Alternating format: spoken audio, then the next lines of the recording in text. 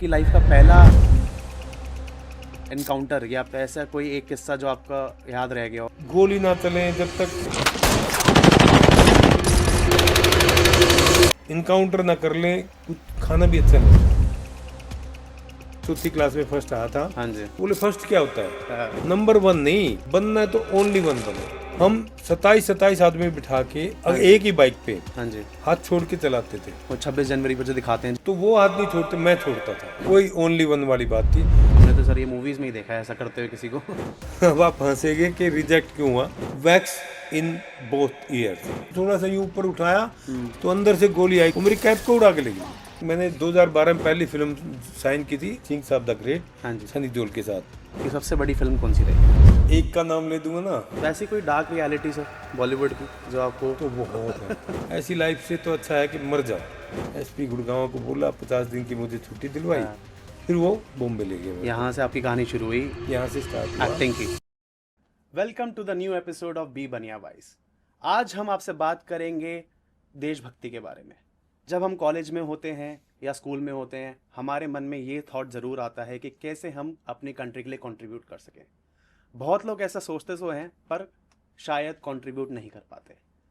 आज हमारे साथ जो गेस्ट हैं, उन्होंने सिर्फ ब्लैक कमांडो बन के नहीं, उन्होंने पुलिस ऑफिसर बन के भी कंट्री की सेवा करी है और साथ साथ उन्होंने अपने पैशन को नहीं छोड़ा, अपने एक्टिंग के पैशन को।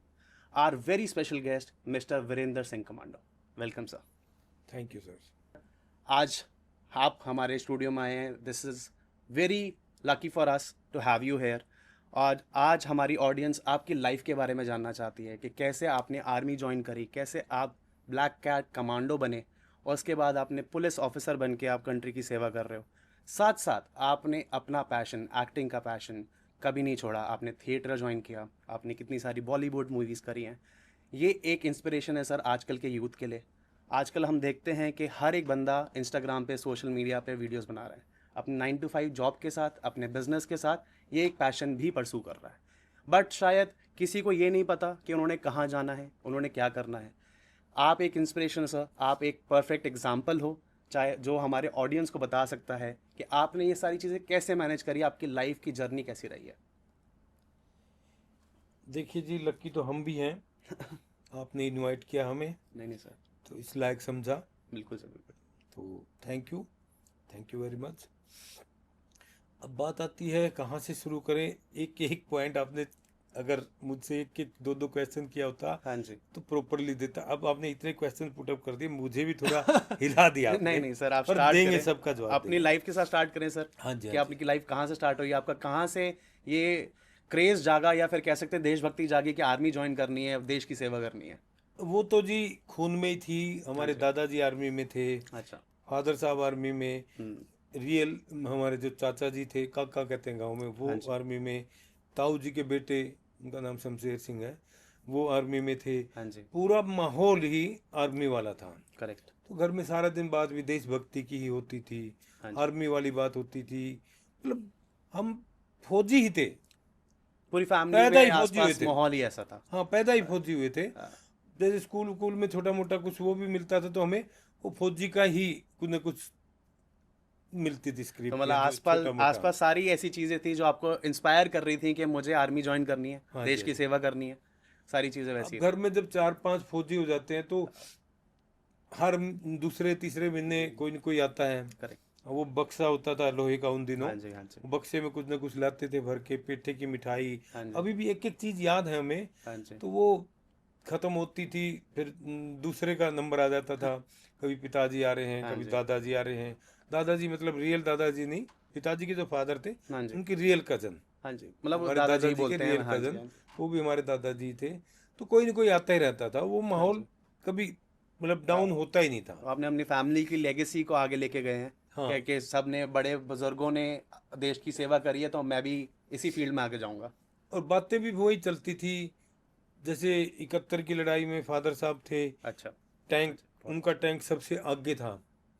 फिर वो तनोट माता है, एक मंदिर है वहाँ पे, हाँ जी। बॉर्डर पे, बड़ा फेमस है मंदिर हाँ जी। वो।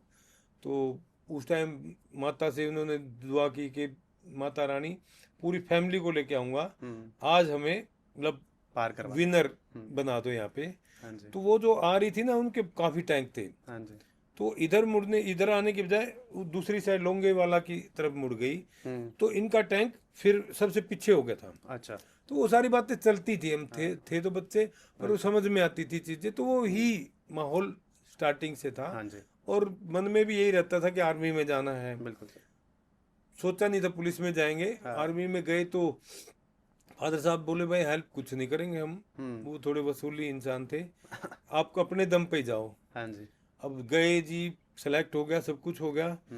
अब आप हंसेंगे कि रिजेक्ट क्यों हुआ। वैक्स इन बोथ ईयर्स, ये लिखा उन्होंने कि कानों में मैल है। हाँ जी। और मैं बोला मैल निकलवाया हूँ मैं यार। बोले नहीं नहीं, रिजेक्ट। तब जाके फिर एक मौका मिल गया हमें अच्छे वाला। हाँ जी। कमांडो की एक भर्ती आ गई हरियाणा में। हाँ जी। टेररिज्म उन दिनों पीक पे था। तो देवीलाल जी सीएम थे, उन्होंने सेंट्रल गवर्नमेंट से परमिशन लेके एक ब्राउन कैट कमांडो खड़ी की। हाँ जी। 17 से 20 एज थी हमारी। हाँ जी। उस एज के भर्ती हुए हम, उसमें सेलेक्ट हो गए। अब आप हैरान रहेंगे सुन के भी, कोई फैसिलिटीज तो थी नहीं, करेक्ट। पर भर्ती होने का था जुनून था। हाँ जी। तो हम प्रैक्टिस कैसे करते थे, चारपाई को खड़ी किया, उसके ऊपर से लॉन्ग जंप ऐसे लंबा, चारपाई को यूं खड़ा किया, थोड़ा सा वो टेढ़ा करके हाई जंप, हाँ जी। दीवार के ऊपर हाई जंप, ट्यूबवेल के जो होते थे ना गड्ढा, हाँ जी। उसकी होद्दी बोलते हैं हमारे हरियाणा में, होद्दी का जो वो होता था अच्छा खासा, मतलब ये वो रहता था डिस्टेंस यहाँ से वहां तक, भाग भाग के उस पे कूदते थे, पैरों में मोच भी आ जाती थी, बहुत सारी चीजें, मतलब वही प्रैक्टिस रफ करते रहते टफ थे। रफ टफ था। हाँ जी। सुबह 4 बजे उठ के जाते थे, 10-20 किलोमीटर रनिंग करते थे, बस वही था। आज की तरह पैशन नहीं था कि भाई आज तो अलग ही है, 20 लड़के इधर से दौड़ रहे, 20 उधर से दौड़ रहे, आप देखते हो। हाँ जी। हाँ जी। हमारे वहाँ नहीं था, कोई फैसिलिटी कुछ भी नहीं था, बट वो तैयारी हमारे काम आई, हाँ जी। और उसकी वजह से हम भर्ती भी हो गए, सेलेक्ट भी हो गए, और सारी चीजें ठीक हो गई। आपने अभी ना एक बात मेंशन करी थी स्टार्ट करने से पहले कि आपके बचपन में आप बहुत सारे स्टंट्स करते थे। ठीक है, आपको कुछ ऐसा एक किस्सा हुआ था कि आपकी माता ने शायद आपको थोड़ा डांट दिया था या फटकार दिया था, तो आपको लगा डांटा नहीं। नहीं, अरे डांटना वो वाटना किस्सा तो सुनना चाहेंगे सर। उन दिनों डांटना तो कुछ होता ही नहीं था। हाँ जी। डांट वाट को तो कुछ नहीं समझते थे, हाँ। जब तक बढ़िया डंडे ना लगे ना हाथों पे घुटनों पे ऐसे। हाँ जी। तो होता है ना चटनी कूटने वाला, हाँ जी। हाँ जी। कुचका बोलते हैं हमारे हरियाणा में, सोटा समझ लो आप। उस सोटे से मार पड़ती थी, उस दिन थोड़ी ज्यादा पड़ गई। तो मैं बोला यार ऐसी लाइफ से तो अच्छा है कि मर जाओ। हम्म। और छोटी मोटी चीज से तो कुछ टूटने का सवाल ही नहीं था, क्योंकि हमारा बचपन ऐसे गुजरा है। लोग तो पता नहीं क्या क्या बात करते हैं सक्सेस होने के मिलने के बाद, कि मैं ये था, इतने गरीब थे हम। वो सच में थे, गरीब नहीं थे हम, खानदानी थे।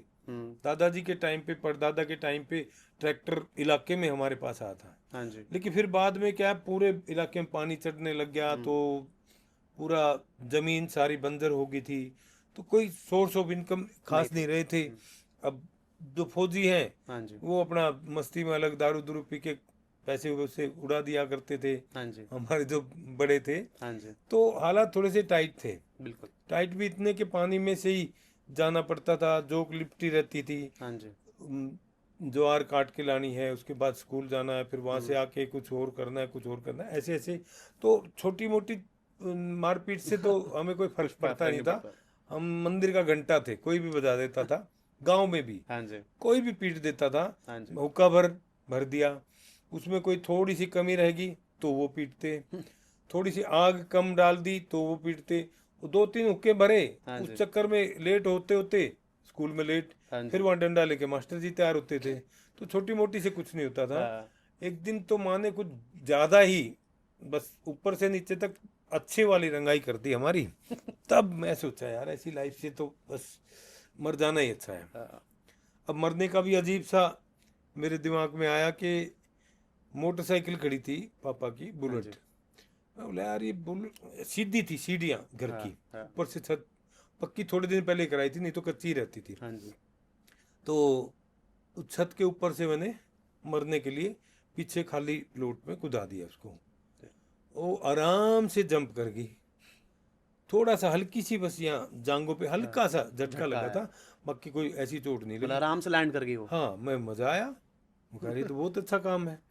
मैं उसी पे काम करना स्टार्ट कर दिया फिर, 2 फुट का 3 फुट का ऐसे फट्टे बनवाता गया, हाँ जी। और वो मेरा पैशन होगा। फिर मुझे फादर साहब की एक बात याद आती थी, मैं चौथी क्लास में फर्स्ट आया था। हाँ जी। आता तो हर साल ही था, हाँ जी। अंधों में काना राजा था, मतलब सरकारी स्कूल था, छोटा सा स्कूल था। तो उस दिन टीचर साहब बोले कि भाई घर पे जाके बताना, घर वाले खुश होंगे, आपको कुछ उनसे कुछ मांगना, मीठी गोली, वो मीठी गोली ही मिलती थी उन दिनों तो, एप्रिसिएशन के नाम पे। छोटी छोटी चीजें, मुरमुरे बोलते हैं, मरमुंडे बिल्कुल। बोलते थे हमारे वहाँ हाँ पे। जी। अब मैं आया, चाची ताई माँ सबको बोला माँ मैं फर्स्ट आ गया। उनको क्या पता ही नहीं क्या फर्स्ट होता है, सारी अनपढ़ थी। बोले फालतू बात मत कर, बकवास कर रहा है, भाग यहाँ से, धमका दिया। फिर मैं चाचा जी आए हुए थे आर्मी से ही हाँ जी। छुट्टी, मैं सोचा यार वो तो सुनेंगे, काका कहते थे हम, आज भी गांव में काका ही कहते हैं चाचा को। बिल्कुल। तो मैं बोला काका कहाँ है? बोले वो लकड़ी काटने गए, हाँ क्योंकि वो जी। सब चूल्हे पे ही बनता था, ये गैस वैस तो बहुत बाद में आई है। बिल्कुल। तो वो खेत था, दादाजी ने गिरवी ले रखा था किसी से, हाँ जी। उन्होंने बताओ गिरवी वाले खेत में गए हुए हैं। तो ट्रैक्टर था हमारे पास T25 धक्का स्टार्ट, हाँ जी। ट्रैक्टर ट्रॉली जोड़ रखी, हाँ। ऊपर से शीशम का पेड़ था, मुझे आज तक याद है वो एक एक सीन बिल्कुल। ऊपर से टहनियाँ काट रहे, और वो सीधी ट्रॉली में गिर रही थी, क्योंकि फिर नीचे गिर गई तो कौन उठा के उसमें डालेगा। बिल्कुल। अब मैं जाके चिल्ला रहा हूँ काका मैं फर्स्ट आ गया, काका मैं फर्स्ट आ गया। अब काका अपनी लकड़ियों में परेशान हो रहा था, परेशान हो रहा है। वो उसने भी नहीं सुनी मेरी बात। मुझे बड़ा बुरा लगा, मैं कहा यार ये तो पढ़े लिखे हैं, तो आर्मी में है, इनको तो कम से कम ये अप्रिशिएट करेंगे। मेरी बात सुनना चाहिए, इनको शाबाशी देनी चाहिए। हाँ जी। तो अच्छा ना सुनो कोई बात नहीं, मैं बताता हूँ। मैं ट्रैक्टर में बैठा, और ये तो देखते ही थे गेयर, पहला गेयर कैसे लगता, दूसरा कैसे, बैठते रहते थे ट्रैक्टर में साइड में, शौक था बड़ा बैठने का। तो मैंने वो गेयर लगा दिया, हाँ। वो क्लच तो था ही, थोड़ा सा छोड़ दिया, बस आगे बढ़ ट्रैक्टर गया। चल पड़ा। तो जैसे ही वो ट्रॉली आगे सरकी, ऊपर से बहुत बड़ा जो उसका टहना था हाँ जी। पेड़ का, वो काफी देर से काट रहे थे, मेहनत कर रहे थे, तो वो उस टाइम कटा, वो जैसे ही गिरा ट्रॉली आगे खिसक गई। अब वो इतना भारी था कि कई आदमियों को बुलाना पड़ेगा उसके लिए। वो सीधा नीचे गिरा होगा। हाँ, उसी तरह नीचे गिर गया। ओ, अब वो उतर के भाग के आके साइड से रोक के मेरे को इतना मारा, आज तक याद है। वो सरसों का, मतलब सरसों काटी गई थी, तो काटने के बाद नीचे इतने इतने, मतलब 2-2 3-3 4-4 इंच जड़े के हाँ। उसके वो रह जाते हैं ना, पौधे का जो हाँ जी, हाँ जी। वो टुकड़ा सा, और उनके ऊपर ऐसे जैसे धोबी कपड़े को धोता है ऐसे मारा मेरे को। ऐसे तो इनाम मिलते थे। फिर मैंने फादर साहब से शिकायत की, वो बोले फर्स्ट क्या होता है? हाँ। नंबर 1 नहीं, बनना है तो ओनली 1 बनो। वो मुझे दिमाग में बैठी हुई थी बात। छप गई दिमाग में। तो मैंने सोचा नंबर 1 का तो ये चांस है, हम्म। बुलेट मोटरसाइकिल का अकेला जंपर बनेगा तू। इंडिया में कोई था नहीं, आज भी नहीं है मेरे अलावा। तो मैंने वो बुलेट के जंप अभी तक करवाने रिकॉर्ड शुरू कर मेंटेन दिए। है। सर्कस का पता चल जाए वहीं पे पहुंच जाता था मैं बुलेट लेके। फिर जीप वगैरह भी कुदवाई, उसके बाद मौत कुआं, ये सारा बहुत बहुत शौक हम बचपन के में साथ सबने करता था। देखा है सर हाँ, कि मेले में जाते थे तो देखते थे मौत कुआं, और यही सोचते थे कि कैसे कर पाता है इंसान, ये पॉसिबल भी है। और आप बड़ा मजा आता आपने है, किया हुआ है ये बड़ा सब। मजा आता है। अच्छा। जैसे आप एक बर्तन है डोली, हाँ जी। उसमें आपने पानी भर दिया या कुछ भी भर दिया, अब उसको घुमाओगे, घुमाते रहो, एक बूंद नीचे नहीं आएगी।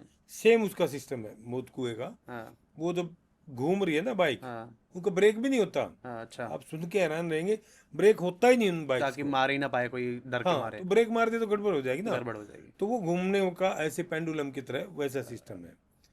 तो जब इंसान ने रोकना होता है गाड़ी को या बाइक को, तो उसके हिसाब से आहिस्ता आहिस्ता वो एक्सीलेटर उतरता रहे कम नीचे। करते रहेंगे, कम करते रहेंगे। वो बड़ा टेक्निक का काम है। टेक्निक वाला हाँ। काम है। उसमें थोड़ी भी उकचुक होगी तो गड़बड़ हो जाएगी। बिल्कुल बिल्कुल। बहुत प्रैक्टिस चाहिए होती है उन हाँ चीज़ों जी, के हाँ जी, लिए। हाँ जी। कर ली थी, वो सब हो गया था। हाँ। और उसके बाद क्या हुआ, कमांडो में भर्ती हो गए हम। बिल्कुल। तो मैं इसी पे आ रहा था कि आप कमांडो की लाइफ जब जीना शुरू करें, आपने बताया कि ब्राउन कैट कमांडो, फिर उसके बाद ब्लैक कैट कमांडो, तो ये लाइफ सर कैसी थी? ऐसा कोई कोई किस्सा जो आप हमें बता सकते हैं, शेयर कर सकते हैं, जहाँ पर आपके अभी भी दिमाग में वो छपे हुए हैं किस्से जो आपके हिसाब से बहुत भयंकर थे, जहाँ पर आपको भी शायद कभी डर लग गया हो, जो मुझे लगता नहीं कि आपको लगा होगा लाइफ में नहीं कभी। नहीं, खूब लगा जी, हज़ारों बार ऐसा हुआ है। हाँ जी। स्टार्टिंग में तो बहुत अजीबोगरीब कमांडो का कोर्स होता था, उसमें एक इतना सा फट्टा है, उसके ऊपर जंप करो, उसके ऊपर आगे जंप करो, फिर गैप। तो वो 12-12, 15-15 फुट की उनकी ऊंचाई होती थी। स्टार्टिंग में तो बहुत अजीब लगता था, बाद में तो रूटीन हो गया था रूटीन हो हमारा। गया, वाह। बाद में वो कुछ भी नजर नहीं यूज टू आता हो था, गए थे कोई आप हाँ हाँ कोई ऐसी चीज नजर नहीं आती थी। जी फिर भर्ती हुए, वहाँ पे एक गुरुजी मिल गए, गुरुजी मतलब MTO बोलते हैं, मोटर ट्रांसपोर्ट ऑफिसर। हाँ जी उनको भी एक दिन बैठे थे तो मैंने बता दिया, मैं सर मैं मोटरसाइकिल की ऐसे ऐसे जंप भी करता हूँ। ठीक है और उनको भी शौक था, हाँ बोले यार सही चेला मिल गया। उन्होंने फिर मेरे को अच्छा सपोर्ट भी किया। फिर हमने टीम बनाई, पूरे 23-24 आदमियों की टीम बनाई। फिर हमने बहुत बहुत जगह जा जा के शो किए। हाँ जी अब जैसे एयरफोर्स वाले एयर पिरामिड बनाते ना, वो आप कभी भी देखेंगे वो हाथ नहीं छोड़ता ड्राइवर। हम 27-27 आदमी बिठा के एक ही बाइक पे हाँ जी हाथ छोड़ के चलाते थे। वो 26 जनवरी पर जो दिखाते हैं 26 झांकियों में जनवरी 15 अगस्त वगैरह हाँ जी में, हाँ जी हाँ जी तो वो हाथ नहीं छोड़ते, मैं छोड़ता था। अच्छा वही ओनली वन वाली बात थी। आपके गुड़गांव में मेरे ख्याल से कम से कम भी 22-23 तो हुए हैं। अच्छा जी तकरीबन हर 26 जनवरी 15 अगस्त पे होता है तो गुड़गांव कभी कहीं, खासकर जहाँ CM का प्रोग्राम होता। हाँ एक बार हमारे मधुबन में वो थे शिवराज पाटिल थे शायद, वो हाँ जी होम मिनिस्टर ऑफ इंडिया, हाँ जी उनके सामने हुआ था। बल्कि उस दिन तो बहुत अजीब घटना हुई थी मेरे साथ। मैं और कुछ तो था नहीं ऐसे रखने के लिए जिसके ऊपर से जंप कराओ, मैंने 10-12 आदमी लेटा दिए। हाँ जी यहाँ फट्टा है, फट्टे के ऊपर से उनके ऊपर से जंप कराऊंगा। जैसे ही मैं फुल स्पीड से आ रहा हूँ, उसके हिसाब से स्पीड भी रखनी पड़ती है ना, करेक्ट तो उनमें से एक बंदा खड़ा होकर देख रहा है कि बाइक कहाँ आ गई। हाँ अब वहां पे मैं फंस गया, क्या करूं हाँ भैया, वहां पे ब्रेक मारोगे तो फंस गए। तो मैंने हल्का सा ब्रेक लिया, हम्म, और ब्रेक लेने की वजह से एक तो पहिया घूम रहा है फुल हाँ जी स्पीड से, हाँ आगे वाला तो, हाँ आगे पीछे वाले पीछे ब्रेक वाला लगती है उसकी स्पीड कम होगी। बिल्कुल तो जैसे ही वो आगे जंप किया, हाँ वो यूं यूं करके और घसीटती हुई ले गई मेरे को कम से कम भी 25-30 मीटर तक। अच्छा पूरा फट गया मेरा ड्रेस व्रेस सारा, हाँ सब देख रहे थे। मैं कहा भैया तो बड़ी बेइज्जती होगी। हाँ जी और शिवराज पाटिल जी खुद देख रहे थे, हाँ जी DGP थे, दलाल साहब वो भी थे। बहुत बड़ा प्रोग्राम था, ऑल हाँ जी इंडिया गेम थे, ऑल इंडिया जो मीट होती है स्पोर्ट्स की, बिल्कुल सर वो उस टाइम हरियाणा में थी। हरियाणा उसके मतलब प्रोग्राम में, सब आए हुए थे मतलब हाँ उसके प्रोग्राम में थे हम। हाँ जी लेकिन मैं रुका नहीं, फिर भी हम्म बाइक के साथ ही घसीटता चला, वो छोड़ी नहीं मैंने। हम्म उसके बाद दोबारा उठाई, फटी हुई डांगरी खूनम खून, हाँ फिर दोबारा जंप किया था, फिर दोबारा करा दोबारा किया। अच्छा जी कई मतलब दिन जब लगे तक फिर आपने वो पूरा नहीं कर लिया आपने छोड़ा हाँ, नहीं उसको नहीं तो बड़ी गड़बड़ हो जाती ना, मतलब क्या सोचते लोग। हाँ जी लेकिन उन देखने वालों को इतना मजा आया, हाँ क्योंकि गिरता हुआ नहीं देखा होगा ना किसी ने ऐसे, बिल्कुल बिल्कुल गिरा, चोट लगी, घसीटा, तो वो बड़ा इंटरेस्टिंग था बहुत। उनके लिए एक एंटरटेनमेंट हो गया था ट्रेन का क्लैपिंग ही नहीं बंद हुई, सीटियां ही बंद नहीं हुई काफी टाइम तक। उसने भी और जोश भर दिया। हाँ जी हाँ जी उनका भी रुकना नहीं भाई। हाँ फिर दूसरी बार फिर किया, हाँ फिर नहीं उठा वो बंदा। उसको बाद में सब ने बहुत लताड़ा, गालियां दी। मेरे साथ ही था कमांडो का ही। हाँ तो कई बार ऐसे ऐसे भी किससे हो हो जाते जाते हैं। हैं हाँ जी फिर वो स्टंट किए। हाँ जी फिर एक रामफल मलिक जी थे जो लाखू बुआना गांव से, पानीपत से, हाँ जी पानीपत में मेरा शो था, हाँ जी तो वो भी आए हुए थे। हाँ जी तो उनको अपना किस्सा याद आया। वो CRPF से छुट्टी आए हुए थे। हाँ उनकी हाइट थी 6.5 फुट से ज्यादा, अच्छा और वो मतलब आपसे भी ज्यादा हाँ टॉल और बहुत हट्टे कट्टे थे। मतलब फिजिक आपसे भी ज्यादा बड़ी वो थी तो जैसे वो बरसीन उगाते हैं ना, हाँ जी उसके लिए सुहागी मारते हैं हाँ पानी में, हाँ उसमें बीज डाल के सुहागी मारते हैं। बिल्कुल तो बैलों के साथ मारी जाती है हम्म वो अपने यहीं पे रस्से लेके सुहागी मार देते हैं। हमने तो सर ये मूवीज में ही देखा है ऐसा करते हुए किसी को हाँ, नहीं ये रियलिटी थी। हाँ जी GT रोड के साथ उनका खेत था, अच्छा ये पानीपत के पास। तो कोई टीम आ रही थी कहीं से, वो फिल्म के लिए कोई देखने गई थी लोकेशन। उनको लगा यार ये आदमी तो फिल्मों में होना चाहिए, उसको बुलाया, वो भी एग्री हो गया, उसको ले गए। अब उसको वो चीज़ याद आ गई कि यार अब मेरे को एक बंदा मिल रहा है ऐसा, हाँ मैं इसको लेके जाऊंगा। फिर उसने SP साहब से कह के SP गुड़गांव को बोला, 50 दिन की मुझे छुट्टी दिलवाई। हाँ फिर वो बॉम्बे ले गए मेरे यहाँ से आपकी कहानी शुरू हुई को। यहाँ से स्टार्ट हुआ, एक्टिंग की फिर ब्रेक हो गया था, क्योंकि वो चले गए, वो मतलब उनके घर पे रहा, मैं बेटे की तरह रखा उन्होंने, बिल्कुल सर। उनकी वाइफ ने भी बिल्कुल बच्चे की तरह रखा, हाँ। उनको औलाद नहीं थी कोई। हाँ जी। फिर कुछ टाइम के बाद उनकी डेथ हो गई, अच्छा, तो वहाँ स्टंट्स किया, स्टंट्स में अच्छे पैसे मिलते थे। स्टंटमैन फिर रहे मैंने थे आप। छोड़ दिया, सोचा था कि नौकरी छोड़ देंगे, जबकि उसके बाद छुट्टी नहीं पाई। हाँ जी। तो स्टंट में क्या होता था, जैसे 4 बार में आपका टेक हुआ है, बिल्कुल। तो चारों बार के पैसे मिलेंगे आपको।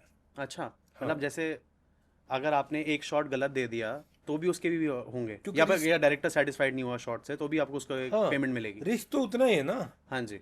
उसके लिए, बाकी किसी में नहीं मिलता ऐसे। हम्म। तो अच्छा खासा पैसा मिलता था, हाँ जी। मैं देता तो उन्हीं को था घर पे। बिल्कुल बिल्कुल। वो मुझे भी जब भी जरूरत होती थी, जो मांगता था वो दे देते थे, इसीलिए थोड़ी सी वो भी अच्छी रिस्पेक्ट करते थे बिल्कुल। और मतलब प्यार देते थे। हाँ जी। फिर उनकी डेथ हो गई, तो हम्म। इधर दिल्ली में ही हुई थी, कोई केले के छिलके से स्लिप होके मतलब गिर के हम्म। मर गए वो।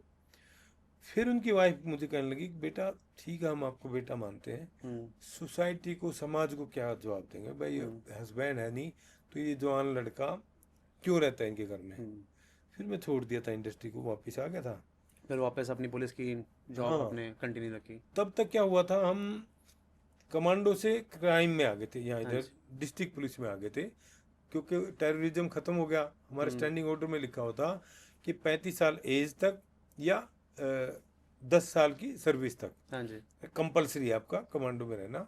उसके बाद अगर आप जाना चाहें तो फिर डिस्ट्रिक्ट पुलिस में जा सकते हैं, अगर हालात नॉर्मल हो गए, सामान्य हो गए तो। ठीक है। तो वो फिर हो गया था, उसके बाद हम डिस्ट्रिक्ट पुलिस में आ वेस्ट गए थे। पुलिस में। उन दिनों तो पूछो मत, रोज इनकाउंटर, रोज हाँ। पंगे, रोज। और हमें भी क्योंकि छोटी एज में भर्ती हुए थे, हाँ जी। जब तक गोली ना चले, जब तक इनकाउंटर ना कर लें, कुछ खाना भी अच्छा नहीं लगता था। तो ऐसी सर एक दो कोई अगर आप शेयर कर सकते हो कोई इंसिडेंट जहाँ पर आप किसी एनकाउंटर में थे? वो तो रोज ही होते थे हमारे लिए तो। कोई भी जैसे एक ऐसा देखो, एक दिन किस्सा। क्या हुआ, अम्बाला में थे हम। हाँ जी। अम्बाला में जो पुलिस लाइन है, उसकी दीवार वीवार सब टूटी हुई थी। ठीक है।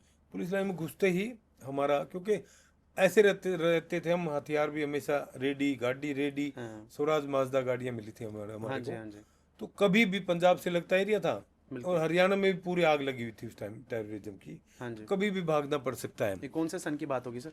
ये 89, 89 की। 89, हाँ जी। 88 में हम भर्ती हुए थे, हाँ जी। हाँ जी। तो 89 की ये बात है। हम्म।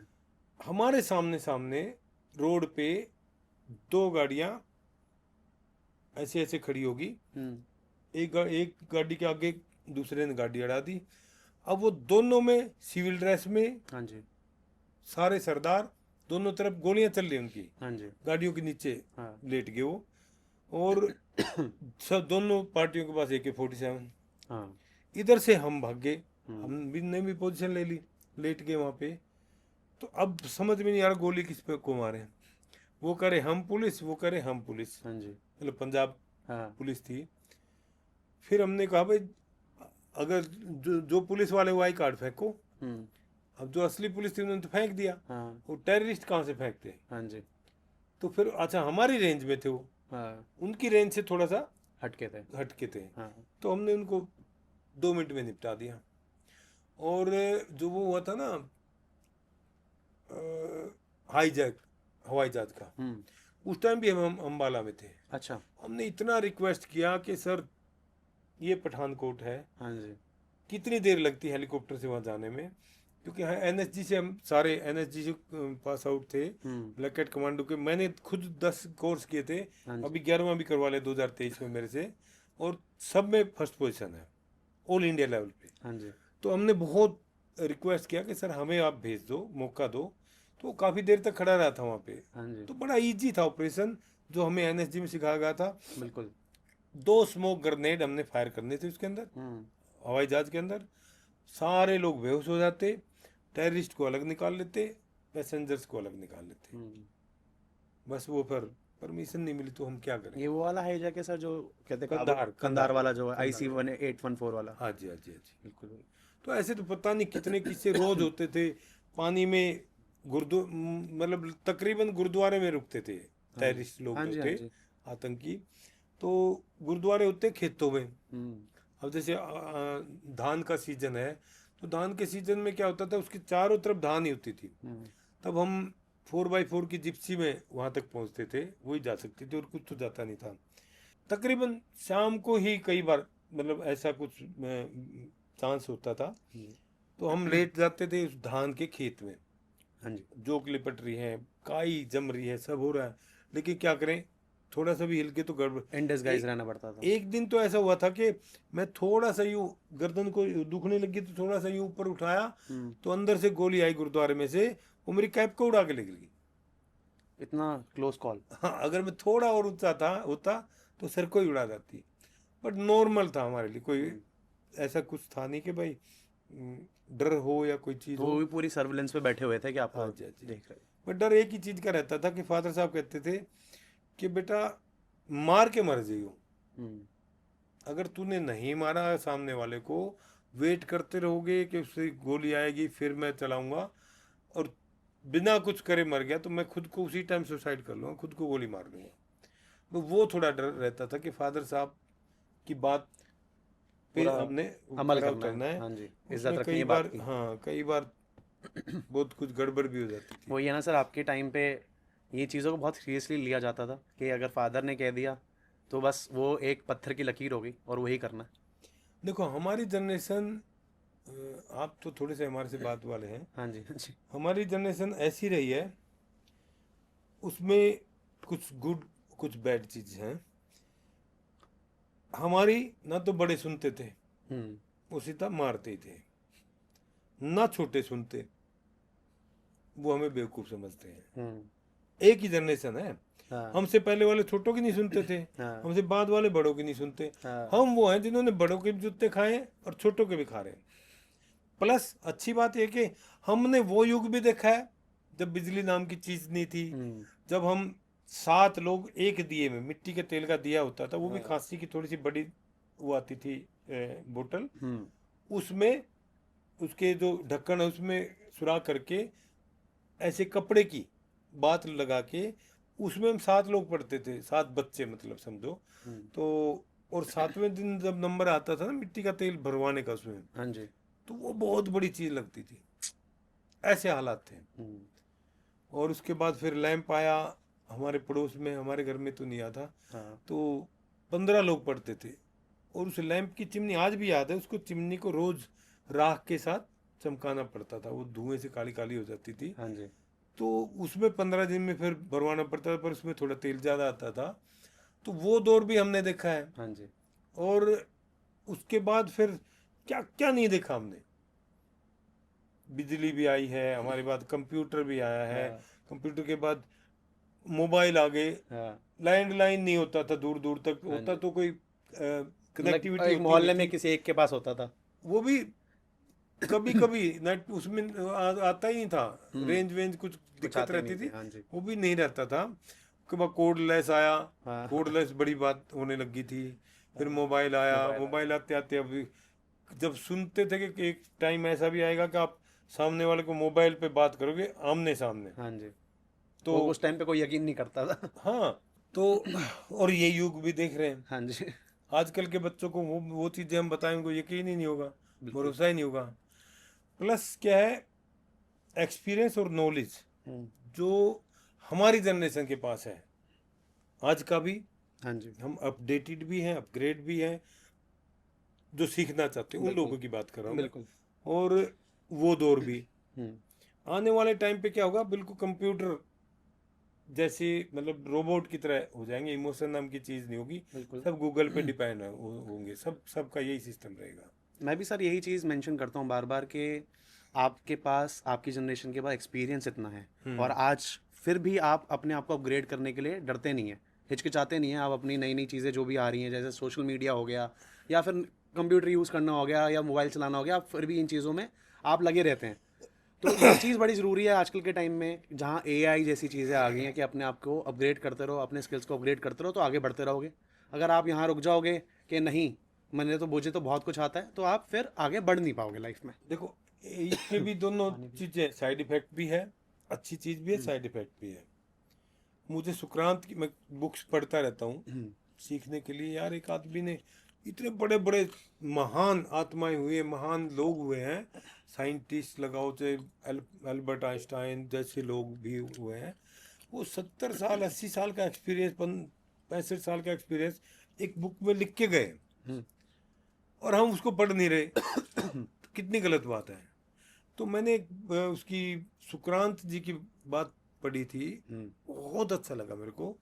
उससे पूछा, अगले दिन फांसी होनी थी, कि जी सुबह सुबह फांसी हो जाएगी आपको, तो आप सुबह हम तो होंगे नहीं, अभी से रात में ही बोले कि अभी से अपनी आखिरी इच्छा बता दो। तो उन्होंने, आप हैरान रहेंगे सुन के, आखिरी इच्छा क्या बताई? बोलता मुझे 5 बुक्स ला के दे दो। बोले क्या करेगा तू? अभी बुक्स पढ़ेगा, सुबह मरना तेरे को। 5 पढ़ लेगा। हाँ, तो उसका जवाब सुन के आप हिल जाएंगे।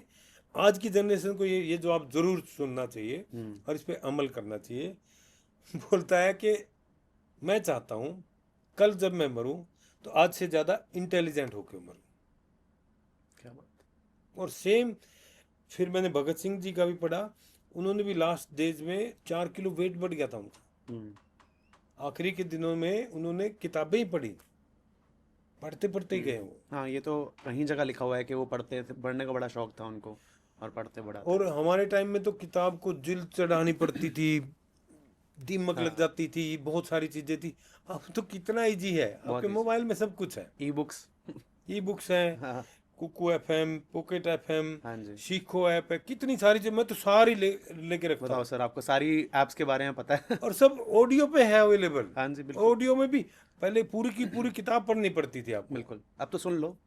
सुनने में भी आपको लिमिटेड जो काम की चीजें उतना ही सुनाएंगे। बिल्कुल। अभी जैसे हमारे एजुकेशन सिस्टम के बारे में एक बार कोई पूछ रहा था मेरे से, तो जैसे पढ़ाई पढ़ाई की हमने उसके हिसाब से देखा, आपने मान लो नर्सरी से स्टार्ट किया, +2 किया या MA किया, BA किया, कितनी बुक्स पढ़ी होंगी? हजारों बुक्स पढ़ ली होंगी। हजारों पढ़ ली। उसमें से कितनी चीजें आपके काम आई? कह नहीं कितनी सकते चीज़? सर। 1% बहुत भी नहीं आई होंगी। कम। हाँ।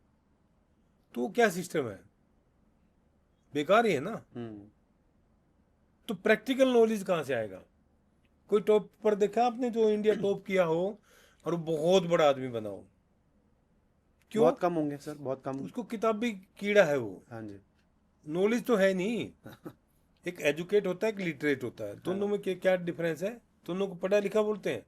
लिटरेट होगा किताबी कीड़ा, एजुकेट होगा जिसको हमारी तरह एक्सपीरियंस है, एक्सपीरियंस, लाइफ की हाँ। पूरा एक्सपीरियंस है। तो सक्सेस मिलती है एजुकेट को, लिटरेट को उतनी नहीं मिलती। मैं तो अपने बच्चों को भी तवज्जो देता ही नहीं कि परसेंटेज लाओ, ये लाओ, फालतू में। अरे वो परसेंटेज किस काम आएगी? उसको नॉलेज ही नहीं होगा तो कुछ भी। दुनियादार की जो नॉलेज ही नहीं होगी तो फिर हाँ। क्या कैसे करोगे? कैसे बाहर जाके अपने लिए लड़ पाओगे? जो अच्छी कंपनीज के वो आते हैं ना, HR वगैरह, हाँ जी। कॉलेजेस में मैंने देखा है खुद, वो ये नहीं देखते इसकी परसेंटेज क्या है, वो देखते हैं एक्टिविटीज, पर्सनालिटी क्या है, दुनिया के बारे में कितना जानता है, कितना। प्लस एक्स्ट्रा क्या कर रहा है वो। हाँ जी। भाई यहाँ पढ़ाई कर ली आपने 6 घंटे, 5 घंटे, 4 घंटे, बाकी भी तो बच गया 18-20 घंटे, उसमें क्या किया आपने? करते ही नहीं लोग। और पढ़ाई भी किसके लिए करते हैं? नौकरी के लिए, वो भी गवर्नमेंट जॉब के लिए। कि इतनी पढ़ाई करी, नौकरी कर लो। हाँ देखो, हमारे टाइम में था कि जॉब मिलना बड़ी बात थी, क्योंकि आपके पास ऑप्शन नहीं थे, बिजनेस नहीं थे, कोई कुछ करने को नहीं था। आज के टाइम पे तो बेवकूफ़ी है नौकरी करना, सच में बेवकूफ़ी है। एक चाय वाला जो एक 50-60 हज़ार रुपये महीना तनख्वाह ले रहा है ना, उससे एक चाय वाला ज़्यादा रईस मिलेगा अगर वो 50-60 हज़ार कमा रहा है। क्यों? उसके सारे पैसे बचेंगे। बिल्कुल। इसके EMI में जाएंगे, हाँ। दिखावे में जाएंगे, फालतू की चीज़ों में जाएंगे। बिल्कुल। फिर थोड़ा छोटा मोटा कोई शाम की पार्टी का ये भी कुछ ना कुछ है, जुड़ जाएंगे। तो ये स्ट्रगल ही करता रहेगा और वो चाय वाला बड़ा आदमी बन जाएगा, बड़ा आदमी बन जाएगा। क्योंकि उसका खर्चा ही नहीं कोई भी, जैसे मर्जी उसको कपड़े किसी की पहनने। रीस नहीं करनी ना, किसी का देखा देखी नहीं करनी। करेक्ट। कुछ वो है ही नहीं ना उसकी उसमें लाइफ में, हाँ जी। ना उसको कोई फ्यूचर की टेंशन है। बिल्कुल। इसको फ्यूचर की टेंशन है और फ्यूचर को खराब किया जा रहा है। वही है। तो सर, हम आपसे ना वो जानना चाहेंगे, आपकी स्टोरी जो आपकी फिल्म इंडस्ट्री की रही है, आपके थिएटर के दिन आपने कैसे अपने पैशन को फॉलो किया इन सारी चीज़ों के साथ। आपने कमांडो भी थे, आप पुलिस ऑफिसर भी हैं, उसके बाद अब इतने सालों से, ये नहीं है कि आपने अभी अभी एंटर करा है फिल्म इंडस्ट्री में, आप इतने सालों से अपने पैशन को फॉलो करते आ रहे हैं, आपने थिएटर किया इतने साल, उसके बाद आपने इतनी सारी मूवीज़ करी हैं, उसके बारे में सर थोड़ा सा बताइए। देखो, मैं तो एक क्लियर सा मैसेज देना चाहता हूँ। हाँ जी। बहुत लोग, बहुत क्या, तकरीबन लोग, हम भी कंफ्यूज रहे काफ़ी साल तक। समझो 2000 से लेके 20-22 साल तक कंफ्यूज रहे हम भी कि एक्टिंग कैसे सीखी जाए, कौन सिखाएगा। खूब कोशिशें की हमने। हाँ जी। सेम जो हमारी पढ़ाई में है ना, आपने जैसे 10, 12, 14, 15 साल पढ़ाई की, हाँ जी। काम इतनी सी चीज़ें आई। एक राइटर ने तो यहाँ तक लिखा हुआ था कि इंडिया के एजुकेशन के बारे में कि 6 महीने का कोर्स है काम का 10th तक का, और 3 महीने का है 12th तक का, 10th to 12th 2 साल का जो है वो 9 महीने का सिलेबस है काम का, आपके काम का। सेम मैंने यहाँ पे देखा एक्टिंग में, बिल्कुल सेम। हम एनएसडी वालों, उनके इंस्ट्रक्टर्स के साथ भी मैंने 2 साल बिताए। इवन राजकुमार राव जो है उनको भी मैं लेके गया था। महेश वशिष्ठ जी हैं यहाँ पे, हाँ जी। गुड़गांव में ही हैं वो, एनएसडी के वो रहे हैं टीचर। बिल्कुल। ऐसे और एसटीआई वालों को भी मैं 2 बंदों को लेके आया था पूना से। फिर शाहजहाँपुर में पता चला कि हर आदमी एक्टर है, हर घर में एक्टर है। हाँ जी। वहाँ पड़े भी रहे हम उनके बीच में। वो बीड़ियाँ पीते हैं, नहाते नहीं, बड़े बड़े बाल वह करके। हम भी वैसे रह के भी देखा कि हो सकता है ऐसे ही एक्टर बनता हो। लेकिन वो सब चीज़ें वही है जो अपना सिलेबस है ना। सिलेबस। बेसिकली क्या है, अब वो एनएसडी के जो इंस्ट्रक्टर हैं उनके पास 1000 वैरायटी है, 1000 तरीके सिखाएंगे आपको। हाँ जी। मिरर एक्सरसाइज कर लो, ये एक्सरसाइज कर लो। अभी आप, एक दिन तो मेरा ही घुटना तुड़वा दिया उन्होंने। अच्छा। फील डाल के कि आप 5 साल के बच्चे हो, लेकिन वेट आपका जितना आज है इतना ही है, 90 किलो है। हम्म। अब वो फील कर करके उसमें करेक्टर में घुसा दिया हमें। हाँ। अब मुझे लगा कि मैं 90 किलो का 5 साल का बच्चा हूँ। दिमाग 5 साल के बच्चे का, हाँ। और ताकत वेट आज वाला। आज वाला। तो कुछ करते करते उन्होंने उकसा दिया, मैंने घुटना मारा जमीन पे। हम्म। वो 90 किलो वाले 5 साल के बच्चे की तरह है। इतना सूझ के मेरा 1 महीने में ठीक हुआ मैं। तो वो एक्सरसाइज किस काम की है? अब स्तानिस्लावस्की है, माइजनर है, कितने कितने सारे जो हैं पुराने जो खिलाड़ी रहे हैं जिन्होंने एक्टिंग के बारे में कुछ लिखा है। अब स्तानिस्लावस्की कहता है कि आप फील करो भाई, कहीं पे आप जैसे कोई डेथ पे रोए हो, और यहाँ पे डेथ पे रोने का सीन आ रहा है, अब उसको फील करो। अरे भाई यहाँ तो कर लूंगा, वो सीन आ गया, रोज थोड़ी रोया हूँ मैं। मान लो आपको 10 फिल्मों में रोना है, हाँ जी। सेम सेम थोड़ी रोएंगे आप। बिल्कुल। उसके अलग भी फिर बता रहा हूँ कि वो कह रहे मतलब एकदम फील करो। भैया चाकू मारने का सीन है, चाकू तो जिंदगी मारा ही नहीं आपने किसी को, हाँ जी। वो कैसे फील करोगे आप? मार ही नहीं सकता ना। पर आपके लिए तो इजी होगा सर, आपने तो कहीं ना तो कहीं हमारी अलग बात है ना। हाँ। मतलब इमेजिनेशन वाली बात एक एक्टर हाँ के जी। लिए कह रहा हूँ। हाँ जी। वो मतलब कोई भी थ्योरी, सारी थ्योरी एक दूसरे को काटती है। वो थ्योरी पढ़ाते रहेंगे आपको। एक थ्योरी कहती है कि एक्टर को बिल्कुल ब्लैंक होना चाहिए, दिमाग का कोई इस्तेमाल नहीं करना, कुछ नहीं करना। अच्छा। दूसरी थ्योरी ये कह रही है कि एक्टर को बहुत इंटेलिजेंट होना चाहिए। अरे भाई, इसकी माने इसकी माने, और दोनों को पढ़ा रहे हैं। अब हिंदुस्तान का की बदनसीबी बता रहा हूं मैं एक्टर्स के मामले में। आज तक एक ही आदमी हुआ है जिसने 9 इमोशन और ये लिखा, ये क्या, नाट्य शास्त्र। हाँ जी। धर्मवीर भारती थे वो मेरे ख्याल से। तो नहीं, धर्मवीर, हाँ, जिसने भी लिखा नाट्य शास्त्र लिख दिया, 9 इमोशन लिख दिए उसमें। हाँ जी। उस 9 इमोशन को ही पढ़ाया जा रहा है। एनएसडी इतना बड़ा सेंटर है, हाँ जी। वो भी 9 इमोशन 3 साल तक पढ़ा रहे हैं उसको। हाँ जी। अरे भैया, उस टाइम कितने सारे इमोशन हैं जो उस टाइम नहीं थे, आज के डेट में है, उस टाइम नहीं थे। बिल्कुल। और उसमें डाउट का नहीं रखा। डाउट कितना बड़ा कितना इमोशन पुराना सर होगा ये नाट्य शास्त्र? कई हजार साल पुराना है। कोई 3000, कोई 4000 साल पहले। मतलब उस टाइम पे जो 3 इमोशंस साल और आज के में इमोशंस में जमीन आसमान का फर्क। सर 3 साल में बदल जाते बिल्कुल सही हैं बात सब कुछ। हाँ जी। हाँ जी। आप फिल्में देख लो ना, जब भूख थी, अनाज की प्रॉब्लम थी, हाँ जी। तब रोटी कपड़ा मकान, उस तरह की फिल्में बनती थी कि रोटी चुरा के भाग रहा आदमी, ब्रेड चुरा के भाग रहा है, उसके चक्कर में उसकी क्या क्या हालत होगी। हाँ जी। माँ अपने बेटे को दे रही है रोटी, खुद भूखी मर रही है। करेक्ट। उसके बाद दौर आया डाकुओं का। हाँ जी। तो जैसी सोसाइटी चलेगी ऐसे ही चलेंगे ना। बिल्कुल। फिर डाकुओं की फिल्में बनने लगी, हम्म। उसके बाद क्या आया, टेररिज्म, हम्म। फिर उस पर फिल्में बनने लगी। फिर ये लव लू को लेकर थोड़ी सी चीजें होगी, बीच में वो आई। हाँ जी। अब दौर आ गया कि लोगों को कॉमेडी हंसाना भी जरूरी है, बिल्कुल। क्योंकि इतनी टेंशन में रहते हैं लोग, इतना स्ट्रेस में रहते हैं, उनको कॉमेडी चाहिए, हंसाना जरूरी है। प्लस सोशल मीडिया, सारा खेल इसी का है। हाँ। तो जब हमारा सिनेमा उसके हिसाब से बनता है, हाँ जी। तो चीजें सारी फिर उसी के हिसाब से चलेंगी ना। अब वो इतने साल, हजारों साल पहले जो लिख गया, हाँ। डाउट का कोई उसमें इमोशन नहीं। अच्छा, जैसे होता है चैलेंज, हाँ जी। उस टाइम कौन चैलेंज करता था किसी को? बिल्कुल। सीधे लड़ते ही थे, या तो हाँ जी। हाँ जी। चैलेंज का इमोशन हो गया आपका। टेंशन का, कहाँ टेंशन थी जब? कितना बड़ा इमोशन आप बताओ। हाँ जी। बिल्कुल। अभी 20-22 इमोशन तो मैं गिना दूंगा अभी आपको, और उस टाइम और से जो आप नहीं कहोगे लॉ कि लिखे हुए हैं। हाँ सारे जरूरी हैं। और उससे भी कुछ नहीं होगा, उनकी प्रैक्टिस करनी पड़ेगी आपको। प्रॉपर एक सही गुरु मिले, वो आपको एक टेक्निक बताए। हाँ जी। उसके बाद प्रैक्टिस से, जितनी अच्छी प्रैक्टिस करोगे, जब आपको खेलना आना आना शुरू हो जाएगा ना उसमें, हाँ जी। कि मजा आना शुरू हो जाएगा एक्टिंग में, तब आप एक्टर बनोगे। बिल्कुल। बहम में जी रहे लोग, 1 डे 2 डे करते करते जिंदगी काट देते हैं। हम भी थे। हाँ जी। मैं स्टार्टिंग, मैंने 2012 में पहली फिल्म साइन की थी अनिल शर्मा जी की, हाँ जी। सिंह साहब द ग्रेट, हाँ जी। सनी देओल के साथ। तो उसमें 69 डेज मैंने काम किया, 69 दिन। हाँ जी। और सीन देखोगे, मोस्टली सीन कहीं कुछ कट गए, कहीं डायलॉग कट गए, कहीं कुछ कहीं कुछ। मैं नाराज उनसे। इवन डबिंग पे गया तो अनिल जी निकल गए वहां से, बोला यार यू कभी नाराज हो के मेरे को कुछ बोल ना दे। और सच में बोलता मैं अगर वो होते, क्योंकि नॉलेज नहीं था। और वो सीन क्यों कटे, डायलॉग क्यों कटे, वो मुझे पता नहीं। मुझे ये था कि मेरे काटे हैं, हाँ मेरे जी। से खुंदक थी इनको, मेरे से ये प्रॉब्लम था है वो कोई। था। हम्म। उसके बाद करते करते हर फिल्म में यही सीन। हम्म। अब टोटल धमाल में मेरे मेरे 12 दिन का काम है, अच्छा। और दिखूंगा आपको इतना सा, वो भी स्पीड सी में निकाल दिया। हम्म। खैर 12 दिन क्यों मेरे को रगड़ा इन्होंने, इतने सीन 12 दिन किए, मेहनत इतने सब करी, किए। सीन हाँ, करे और रोल इतना सा बचाया। भुज में संजय दत्त तक के भी सीन कट गए। हमारी क्या औकात थी भुज फिल्म में, वो भी की थी हमने। हाँ जी। तो ऐसे करते करते फिर आई जोली LLB 2 हाँ जी। अक्षय कुमार जी के साथ।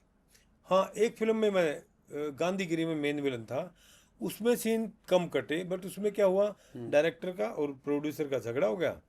उसमें डायरेक्टर बोला मैंने आपको साइन किया था हाँ मेन जी। विलन, तो आप मेरा साथ दोगे? प्रोड्यूसर का, मैं बोला जी आपका साथ दूंगा मैं। हम्म। उसकी वजह से उनके झगड़े में डबिंग किसी और से करवा दी। इतना अच्छा काम, मैं खुद सरप्राइज था कि मैंने इतनी अच्छी एक्टिंग की है, हाँ। जबकि प्रैक्टिस तो थी। हाँ। बट एक्टिंग क्या होती है, उसकी डेप्थ, उसका रेंज, उसका उसके बारे में हमें जो परफेक्शन था ना, वो नहीं आता था। हम्म। आज इतने कॉन्फिडेंस से इसलिए बोला हूँ कि आज आता है। अच्छा। आज मैं किसी को सिखा भी सकता हूँ, हम्म। घर बैठे भी सिखा सकता हूँ। बट प्रैक्टिस उसको करनी पड़ेगी, मेहनत उसको करनी बिल्कुल, पड़ेगी। आप रास्ते दिखा सकते हो। अब रास्ते दिखा सकते हैं। उसके बाद बड़ी लंबी स्टोरी है, हाँ जी। कहाँ तक हमने क्या क्या स्ट्रगल किया। फिर एक दिन तो आप लगे रहोगे तो कभी तो मंजिल नजर आएगी। बिल्कुल। और जब इतनी लगन से लगे और मंजिल नजर आ गई, हाँ जी। फिर तो आदमी पहुंच ही जाता वहाँ पे। फिर आपने वो पैशन छोड़ा नहीं अपना, लगे रहे। खुशी वही मिलती थी। तो सर, आपके इस फिल्म इंडस्ट्री के करियर में जो अभी भी आप परसू कर रहे हो, आपकी सबसे बड़ी फिल्म कौन सी रही है? एक का नाम ले दूंगा ना, हाँ। तो फिर दूसरे जो भी हैं सबने काम दिया है। हमारी सारी मूवीज बड़ी हैं, हाँ जी। कोई छोटी नहीं है। हाँ। काम सब में मेहनत बराबर लगती है, टीम पूरी पूरी मेहनत करती है।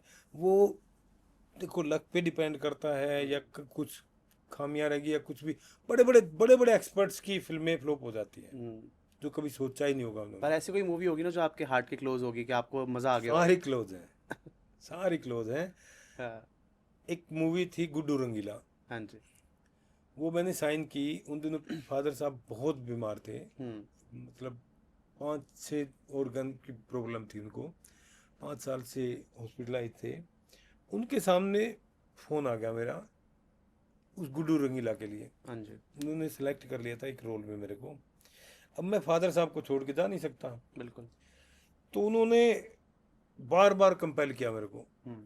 वो बात होते होते फिल्म वो कंप्लीट होगी तकरीबन। बोले मेरी आखिरी इच्छा है, तू ये फिल्म करेगा। अच्छा, आपके फादर साहब ने बोला? हाँ, और मैं जिंदा रहूंगा तो तू ये फिल्म करेगा नहीं, इसलिए मैं ही चला जाऊं इस दुनिया से। रोते रोते मैं रोते रोते सुन रहा हूँ, वो भी सीरियस होके बोल रहे हैं। बोला कैसी बातें कर रहे हो पिताजी, थोड़ा सा ब्रेन में भी उनको मतलब न्यूरो की भी होगी थी प्रॉब्लम। तो वो यही बोलते बोलते चले गए दुनिया से। चले गए तो सुभाष कपूर थी उसके डायरेक्टर, उन्हीं की गुड्डू रंगीला थी, उन्हीं की ये थी जोली LLB 2। हाँ जी। उसके बाद वो भी मैंने साइन की। अभी 3 नहीं कर पाया मैं कुछ किसी वजह से। आने वाली है जोली LLB बिल्कुल, हाँ 3। जी, जब सितंबर में आ रही। नेक्स्ट करेंगे उनके साथ फिल्म। बहुत अच्छे इंसान है, बहुत कमाल के डायरेक्टर हैं, बहुत कमाल के। तो मैंने फ़ोन कर दिया उनको।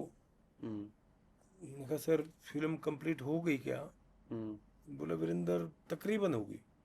बोले कोई पैच वर्क बचा हुआ क्या?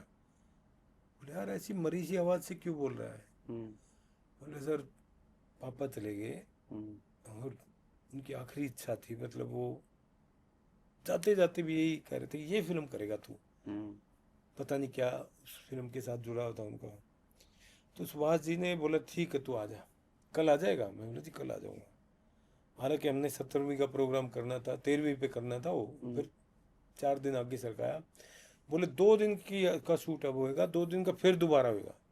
बोले चाहे 1 दिन का हो, चाहे मुझे आप एक शॉट में रख लो, हाँ जी, पर मुझे ये फिल्म करनी है, हिस्सा बनना है इस फिल्म हाँ का। मुझे इस फिल्म का पार्ट बना लो प्लीज़। तो उन्होंने स्पेशली लिखा मेरे लिए, एक सीन लिखा, वो आपको मिलेगा गूगल पे मिलेगा, उस पर यूट्यूब पे। हाँ जी। तो उसके लिए मैं यहाँ से बॉम्बे गया, बॉम्बे से बाई रोड 9 घंटे की जर्नी थी, वाई पड़ता है उससे, पूना से काफ़ी आगे। वहाँ गया, फिर वो फिल्म करी, 2 दिन का शूट किया, फिर वापस आया, फिर नेक्स्ट वीक फिर यहाँ से गया। बीच में पिताजी का वो जो भी होता है रस्म वगैरह वो रस्म करके वगैरह करे। फिर गया हूँ, फिर वही 9 घंटे की जर्नी बॉम्बे से, फिर वो करके 2 दिन का शूट करके तब आया मैं। तो हर फिल्म हमारे लिए इतनी इम्पोर्टेंट है। प्रकाश राज साहब जो हैं उनके साथ भी एक फिल्म की थी मैंने, पहली फिल्म उन्हीं के साथ थी मेरी, सिंह साहब द ग्रेट। हाँ जी, जानते हो ना, गनी भाई, हाँ जी, हाँ जी, वांटेड प्रकाश राज को कौन नहीं और जानता वो सर, सिंघम बिल्कुल में बिल्कुल थे। सर। उनके बेटे की डेथ हो गई, 8 साल का बेटा था, एक्सीडेंट में। हाँ जी। अब वो आइटम सॉन्ग कर रहे हैं, डांस कर रहे हैं, करे जा रहे हैं, करे जा रहे हैं, कोई नहीं बता रहा, प्रोड्यूसर वगैरह कोई नहीं बता रहा भाई जब अभी दिक्कत हो जाएगी। तो पैकअप हुआ, प्रोड्यूसर आके कान में बोला सर एक बैड न्यूज़ है। अरे मूर्ख, बोला तेरे से पहले तो मेरे पास खबर आएगी, बेटा मेरा गया है, तू अब बता रहा मेरे को? मुझे पहले से पता है। बोला सर फिर आप इतना अच्छा डांस इतने हंस के चिल्ला के कर रहे थे। बोला भैया कुर्बानी मांगती है ये लाइन। तो बेसिकली क्या है, एक्टर को कोई राइट नहीं अपनी पर्सनल लाइफ के बारे में सोचने का। अब जैसे सुशांत सिंह राजपूत एक्सपायर हो गया, उसको राइट ही नहीं था, कितने लोग दुखी करके गया, कितने लोगों को। बीमार नहीं हो सकता एक्टर, नहीं है आपको राइट बीमार होने का। भैया मैं बीमार हो गया, मेरा सीन आमिर खान के साथ है, मेरा सीन अक्षय कुमार के साथ है, अजय देवगन के साथ है, वो रुकेंगे क्या मेरे लिए? बिल्कुल। गोविंदा जी क्यों फ्लॉप हुए? फिल्में कर ली इतनी साइन, उसके बाद पंडितों ने कह दिया आपका राहु काल है, ये है वो, जो हमने सुना है। हाँ जी, हाँ जी। नहीं तो उनकी टक्कर का तो पूरे वर्ल्ड में कोई एक्टर नहीं है। बिल्कुल, एक समय था जब उनको मेरे ख्याल से इतनी फिल्में उनके पास होती थी कि उनके पास वक्त ही नहीं होता था। हाँ 70+ बताते हैं। हाँ जी, कितना उन्हें एक साथ पता नहीं कितनी फिल्में साइन करते हाँ। थे। और उस टाइम पे सर था भी, उनका दौर ऐसा था कि हर एक मूवी गोविंदा जी की उठा लो तो सारी ही हिट। और फिर वेरिएशन देखो ना, आपको एक साथ कई फिल्में का कर रहे हो, यहाँ भी डांस करना, उसमें भी, उसमें भी हाँ। सेम स्टेप नहीं कर सकते आप। बिल्कुल। फिर सीन करने तो सेम सेम कैसे करोगे, फ्लॉप हो जाओगे। इसीलिए वो उसको वो करते करते ना अलग अलग अलग मतलब वेरिएशन के हिसाब से ही इतने अच्छे एक्टर बन गए थे वो। अगर वो फ्लॉप नहीं होते, उनका दौर नहीं जाता, तो शायद इतना बड़ा कोई नहीं बन पाता जो बाद में बन गए लोग। फिर उन्हीं का राज चलता आज तक भी। तो कहने का मतलब ये कि आपका आप पब्लिक की प्रॉपर्टी हो। हाँ जी। अभी जैसे आप पॉडकास्ट कर रहे हो, ये पब्लिक के हाथ में है, हमें कितना सुनेगी, कितना लाइक करेगी, कितना आगे बढ़ाएगी। बिल्कुल बिल्कुल।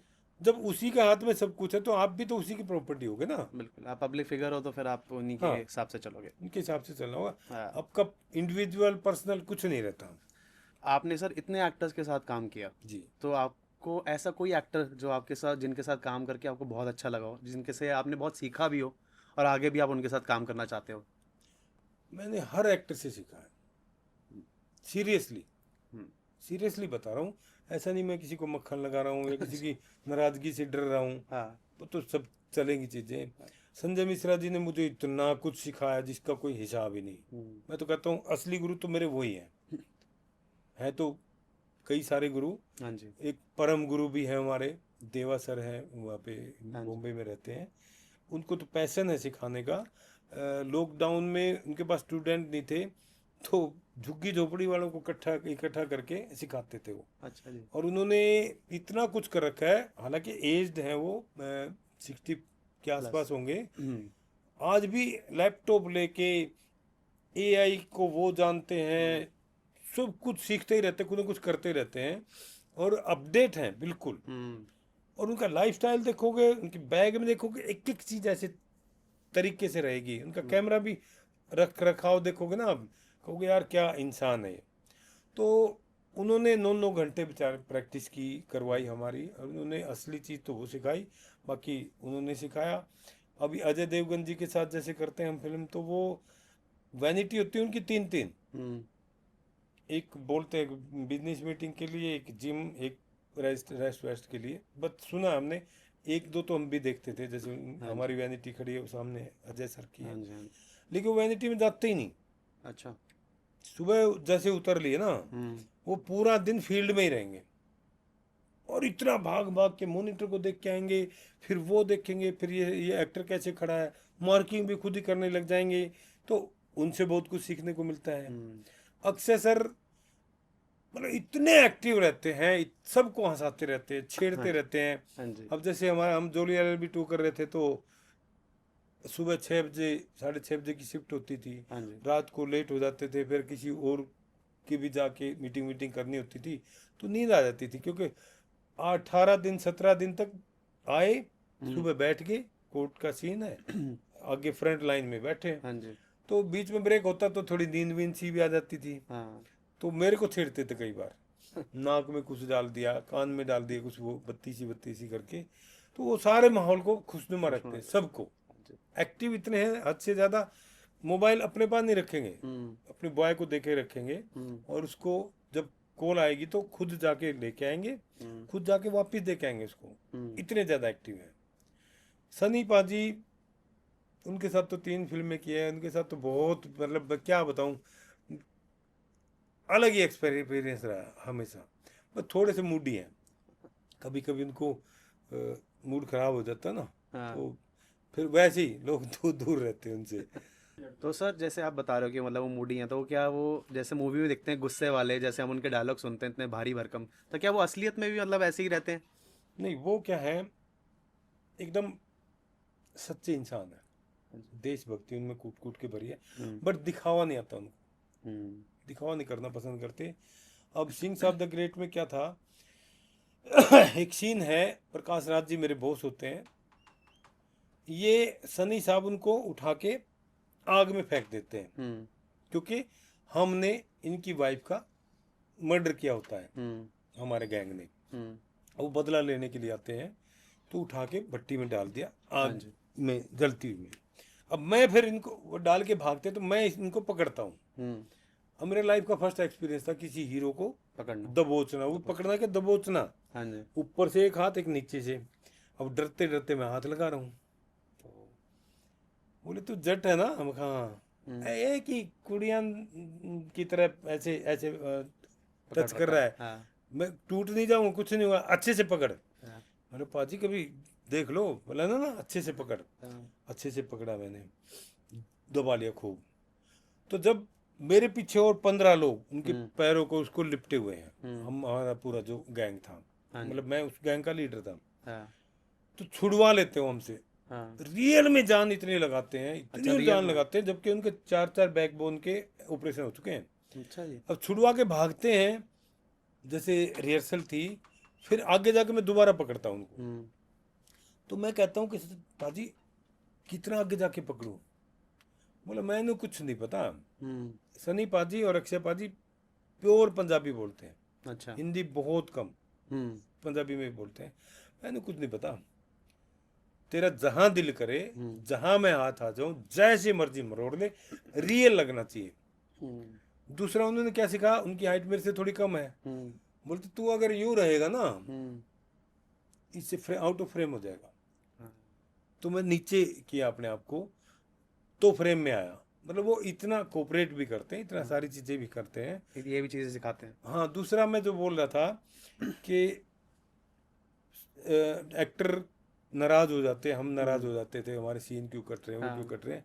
और बाद में जब अच्छी तरीके से ये समझ में आया ना कि एक्टिंग क्या होती है, हम्म, तब समझ में आया कि हमारे जो सीन काटे जाते थे वो सही काटे जाते थे। हम्म, हमारे डायलॉग जो काटे जाते थे, अगर वो नहीं कटते तो हम अभिषेक बच्चन बन जाते।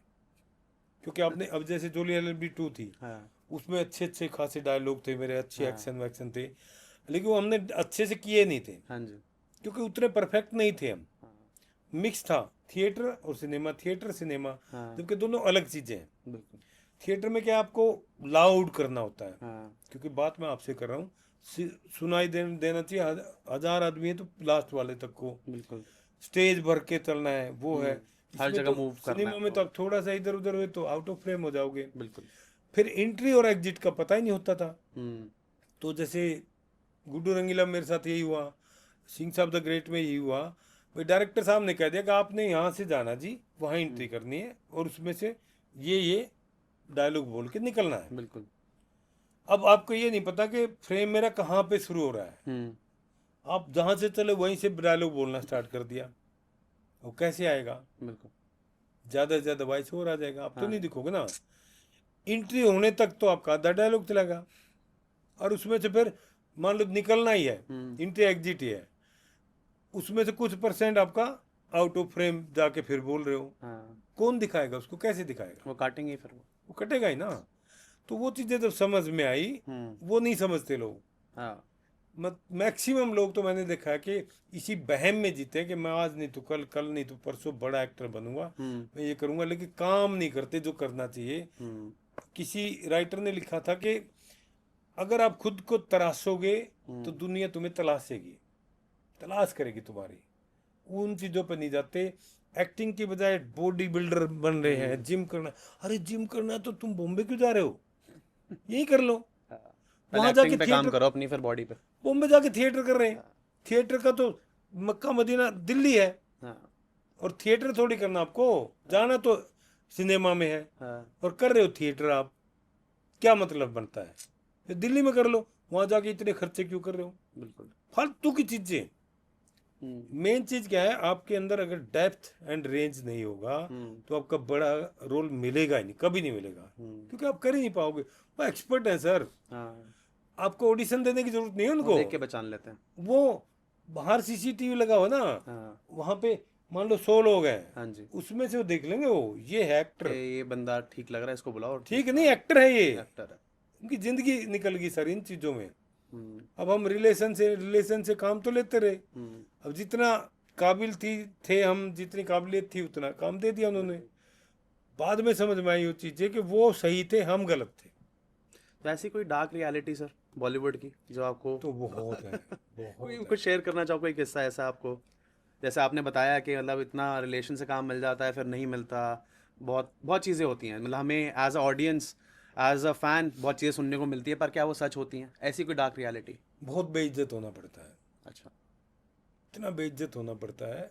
अगर आप में गैरत है तो, हाँ जी, बेशरम आदमी के लिए तो कहीं कोई फर्क ही नहीं पड़ता, हम्म, क्योंकि आपको बोला कुछ जाता है, वहां जाके निकलता कुछ और है।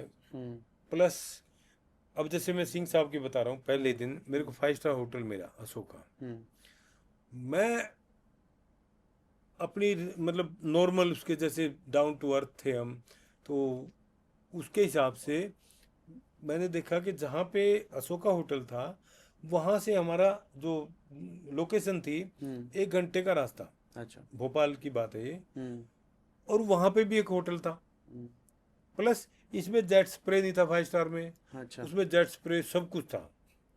पहले दिन मेरा सूट नहीं था, हाँ मैं सोचा मैं पूरा दिन क्या करूंगा मैं। हाँ ये सीखने वाली बात बता रहा हूँ, हाँ जी। कोई जो भी सुन रहे हैं उनको सीखने को मिलेगा। मैं चला गया, सुबह सुबह एक आदमी के लिए कौन ब्रेकफास्ट भेजता, कौन क्या करता। मैं भी सोचा भाई 5 स्टार में इतना क्यों खर्चा करना, हाँ जी। कंपनी जब मेरे को होटल दे रखा है। तो मैं वहाँ पहुँच गया जी, गाड़ी तो थी दे हाँ रखी थी, कंपनी ने लेके वहाँ पहुँच गया। वहाँ जाके देखा यार यहाँ तो होटल भी है, हाँ। और उसमें भी यूनिट ठहरी हुई थी। बिल्कुल। मैं बोला भाई मेरा तो इसमें रूम बुक कर दो। तो प्लस किचन में गया, वहाँ देखा मूली गाजर खीरा था, वो उठाया, वो अपना खाते खाते सेट पे भी पहुंच गया। मैं पहुंच गया तो एक एक्टर है साजी चौधरी, साजी चौधरी, हाँ जी। अपने राजस्थान से है। इसमें जो मकबूल का रोल किया था उन्होंने मिर्ज़ापुर में। मिर्जापुर में, हाँ जी। अच्छा वो। वो। बिल्कुल। तो वो अच्छा दोस्त बन गया था मेरा। उसने मुझे समझा कि क्या कर रहे हो सर, हम्म, खुशकिस्मत हो आप, पहली फिल्म में 5 स्टार मिला आपको, हाँ उसको छोड़ के आप यहाँ के, और आपका सूट नहीं था तो यहाँ नहीं आना चाहिए था। हाँ या कैमरे लगाए बैठे हैं, कल को स्पोर्ट बॉय भी नहीं पूछेगा आपको। हाँ। और सेम चीज हुई मेरे साथ, मैं उसकी बात को इग्नोर मतलब किया, इंपॉर्टेंस नहीं देगा आपको कोई, अगर आप उसकी बिना उस बुलाए बात को चले जाओ। इग्नोर करके मैंने बैग मंगवा लिया वहीं पे, हम्म और उस होटल में रुक गया मैं, राजा भोज में। हम्म। नॉर्मल होटल था। हाँ जी। मेन चीज क्या थी, वो बाहर था, घूमने का भी, सैर करने का अच्छा था हाँ। वहाँ पे। वो तो मतलब उसके किनारे था, एक लेक के किनारे था हम्म सोका, और ज़्यादा घूमने उमने का भी नहीं था। हम्म तो मैं तो अपनी फैसिलिटीज देखी, हम्म लेकिन वहाँ पे मुंह देख के टिक्का होता है। अब नेक्स्ट डे जब मेरा सूट आया, हम्म ना मुझे वैनिटी मिल रही, हम्म ना मुझे कोई चाय की पूछ रहा, ना कोई पानी की पूछ रहा। जो पहले दिन बॉय दिया था कि यह बॉय आपके साथ रहेगा, हम्म वो बॉय ना सुने मेरी। यार ये क्या हुआ, तब साजी ने कहा देखा आपकी गलती का नतीजा। हम्म। दोबारा अशोका जाने में और दोबारा उस लेवल पे आने में मेरे को कई दिन खराब हो गए। अच्छा जी। तो वो ऐसी इंडस्ट्री है। मतलब आपको पूरा अपनी सारे कपड़े उतार के खड़े होना पड़ता है। हाँ, दिखावा करना पड़ेगा। साउथ में नहीं है, अच्छा। साउथ में दिखावा नहीं है। वहाँ तो आप जो हो हम्म उससे डबल आपको दिखाएंगे, हम्म। और दिखावा है ही नहीं। वहाँ एक एक्टर है राज प्रेमी, हाँ जी। वीर फिल्म में जो घोड़े को उठाते हैं, हाँ जी। दोस्त है मेरे। वो चले गए, पहली फिल्म थी मोहन लाल जी के साथ उनकी फिल्म हाँ थी। जी। अब वो ड्रेस, दादा आया, बोले जी आप ड्रेस चेंज करो। बोले वैनिटी कहाँ है? बोले वो क्या होती है, वैनिटी क्या होती है? हाँ। अब यहाँ तो चोचले है ना, वैनिटी के बगैर हाँ, छोटा एक्टर भी नहीं काम मतलब करेगा। काम करता। हम्म बोले वो क्या होती है जी? हम्म। अरे वैनिटी के बगैर कपड़े कहाँ चेंज करूंगा, अपने टांगूंगा मैं, दिन में रेस्ट कहाँ करूंगा? हाँ। बोले ठीक है, आप बात करना ऊपर करना प्रोडक्शन में। हम्म। वो कह के चल दिया। इतने में मोहनलाल जी आए एम्बेसडर गाड़ी में। हाँ।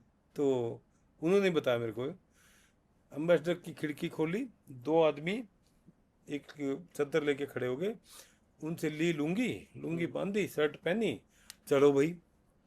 अब ये बंदा देख रहा है, हाँ। और इतना बड़ा स्टार ये खड़े खड़े चेंज करके जा रहा है, हाँ। और मैं तो मैं वैनिटी कौन? मांग रहा हूँ। हाँ। अब ये उसके पीछे भागे, ड्रेस दादा गया, दादा दादा ड्रेस दो यार। बोले हाँ। नहीं जी आपको वैनिटी चाहिए। ओ भाई मैं तो यही झाड़ियों में बदल लूंगा। तो वहाँ काम से मतलब है, हाँ। वहाँ आपको 12 बजे वहाँ छुटे आप तो सुबह 6 बजे भी बुला लेंगे। मतलब यहाँ वहाँ से शोशाबाजी है, वहाँ इतनी शोशाबाजी नहीं है, वहाँ नहीं इतने है, नखरे नहीं सहते आपके। जो है वो है। वो है। पर सिंपल। मेहनत वहाँ बहुत ज़्यादा है, हाँ। यहाँ से आप सोचो कि 4 गुना मेहनत है। तभी सर कह देखो, अगर आप पिछले कुछ जब से बाहुबली आई है तब से साउथ की मूवीज़ की ट्रैजेक्टरी चेंज हो गई। अब पहले भी मूवीज़ चलती थी, पर उसके बाद से लोगों ने इतनी पसंद करने लगी कि बॉलीवुड में इतनी अब ज़्यादा फेमस हो गई है, नॉर्थ साइड इतनी फेमस हो गई हैं, इतनी सारी मूवी आई हैं बाहुबली के बाद जो इतनी फेमस हुई हैं। अब बल्कि साउथ के स्टार्स जो पहले हमें कभी बॉलीवुड मूवी में नहीं दिखते थे, अब वो भी दिखने लग गए हैं, वो भी बहुत सारी मूवीज़ करने लग गए हैं बॉलीवुड में। तो कहीं ना कहीं तो ऑब्वियसली जो आप कह रहे हो कि 4 गुना मेहनत होती, तो वो मेहनत अब रंग लेके आई है। देखिए हमें लगता था कि वो बहुत बड़े लोग हैं, बहुत बड़ी इंडस्ट्री है। हाँ जी। वहाँ उनके बीच में रह के मैंने 5 फिल्में की हैं, हम्म। अभी कंप्लीट कोई नहीं हुई है, सारी पाइपलाइन में है या थोड़ा बहुत काम बचा हुआ है। हाँ जी। तो उनके लिए बॉलीवुड एक ड्रीम है। अच्छा। वो आज भी ब्रांड जो है वो बॉलीवुड को ही मानते हैं। वहाँ से कोई बहुत सारे इंस्ट्रूमेंट आज भी बॉम्बे से ही जाते हैं, तो गढ़ तो बॉम्बे ही है। अभी कह रहे यूपी में बन जाएगी इंडस्ट्री, हरियाणा में बन जाएगी, बन जाएंगी, बट रहना बॉम्बे ही, क्योंकि प्रोफेशनलिज्म जो है वो बॉम्बे में है, वहाँ के पानी में है, वहाँ की आबो हवा में है, वो वहाँ के अलावा बन ही नहीं सकती। साउथ हो चाहे कोई भी हो, वो बॉलीवुड वहीं से रहेगा, वहीं चलेगा। जब सर आपने अब फोर्स ज्वाइन करी, आप ब्लैक कैट कमांडो बने, तो ऐसा आपकी लाइफ का पहला एनकाउंटर या पहला आप जब क्रिमिनल के सामने आए, तो ऐसा कोई एक किस्सा जो आपका याद रह गया हो, आपका फर्स्ट? क्रिमिनल तो बहुत बाद में, हम तो स्टार्टिंग हुई थी टेररिस्ट से। अच्छा। तो एक गुरुद्वारे में थे, वो आतंकवादी छुपे हुए थे, हाँ जी। दिन का टाइम था, हमें पता चल गया, हम गए वहाँ पे। तो वो क्या कर रहे, तलवार निकाल रहे उसमें से, यूं बाहर अंदर बाहर अंदर कर रहे। तो हम 4 लोग थे वहाँ पे, कुछ एक में घुस गए, 2-3 टेररिस्ट इधर घुस गए, तो वो थे तो हम टोटल 9 आदमी। लेकिन वहाँ पे 4 आदमियों को मिशन हमारा ये मिला, इंस्पेक्टर साहब थे, उन्होंने बोला तुम चारों को ये देखना है, इस टेररिस्ट को देखना है। वो साला तलवार बाहर करे अंदर करे। तो उसमें हमने क्या किया था, 2 बंदों को लगाया वहाँ पे, अपनी एक हमारी ड्रेस होती थी ब्राउन कलर की, वो पूरी डांगरी होती थी, शर्ट पैंट अलग नहीं होती थी, और उसकी तलवार पकड़नी, तलवार पकड़ के उसको एंगेज करना है। हाँ जी। तब हम 2 आदमी पीछे से वो करेंगे अटैक। तो उन दोनों ने अपनी डांगरी निकाली और उसके साथ एकदम से उसकी तलवार पकड़ ली। हाँ, हालांकि वो डांगरी थोड़ी बहुत कट भी लगे और भी हुआ, और वो चड्डी में बेचारे वहाँ पे खड़े। इतने में हम, वो यहाँ डिस्टर्ब हो गया, इतने में पीछे से जाके हमने दरवाजा तोड़ के उसको शूट कर दिया था हम। तो ऐसे बहुत किस्से होते थे, रोज रोज होते थे। तो पहला जो एक्सपीरियंस जो आपका हुआ ऐसा, जो आपने शायद फायर किया होगा पहली बार किसी क्रिमिनल पे या टेररिस्ट पे, वो एक्सपीरियंस कैसा था? मतलब क्या फीलिंग आती है उस टाइम? उसकी पहले रिहर्सल बहुत हो गई थी हमारी। अच्छा। जैसे एनएसजी में है, एनएसजी में बिल्कुल रियल करवाते हैं। बड़ी पेयर होती है, 2-2 आदमी की, 6 आदमी की एक टुकड़ी होती है। हाँ। और 6 की एक होती है, जैसे ऐसे 12 आदमी टोटल हो गए। अभी जैसे एक बस को किडनैप करके हाईजैक कर रखा है, उन्होंने बस में लोगों को किडनैप कर रखा है। तो टैक्टिस क्या होती है, हम जाएंगे उस तरफ, एक टुकड़ी उस तरफ जाएगी, वहां पे बम ब्लास्ट करेगी। अब इनका सबका ध्यान उधर हो गया, वो कुछ नहीं करेंगे।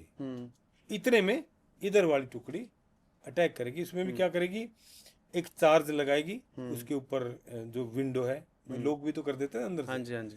वो 4 सेकंड के अंदर ब्लास्ट कर देता ब्लास्ट है, करेगी, उसको उड़ा देगी। एक चार्ज बस ऐसे ही लगाया, हाँ, टेप टाइप सा होता है, वो उड़ तोड़ गया। गया, हाँ, सबका काम अलग अलग है। हाँ, उसमें आपका दरवाजा तोड़ने वाला अंदर बंदा अलग रहेगा, लॉन्ग रेंज वाला अलग रहेगा, शॉर्ट रेंज वाला अलग कोई रहेगा, टीम कोऑर्डिनेशन है। कि उसमें कैमरे भी फिट होते हैं हेलमेट में। प्लस फिर जैसे ग्रेनेड फायर करना होता है, तो उसमें एक स्मोक ग्रेनेड होता है, अंदर आंसू गैस फैल जाएगी। हाँ जी। तो हमारे पास ऐसा हेलमेट होता है कि हमें असर नहीं होगा। असर नहीं हो।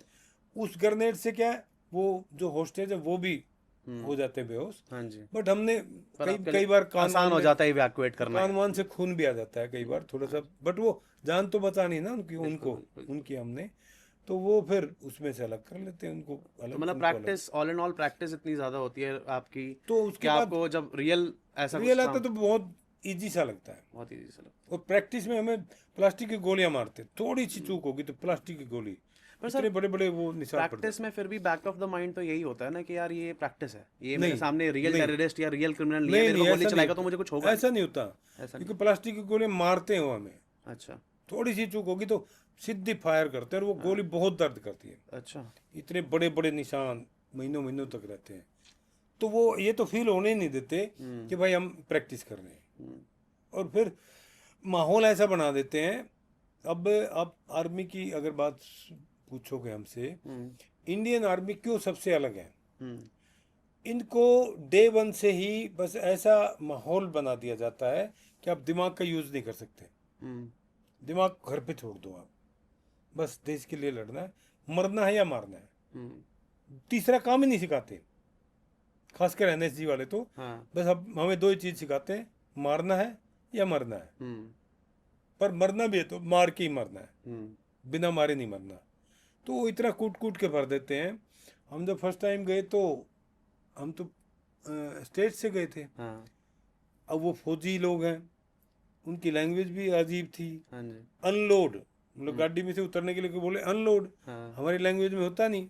हम तो कहेंगे उतर जाओ भाई, नीचे आ जाओ। नीचे आ जा। वो करे अनलोड, हाँ। हम उतर नहीं रहे।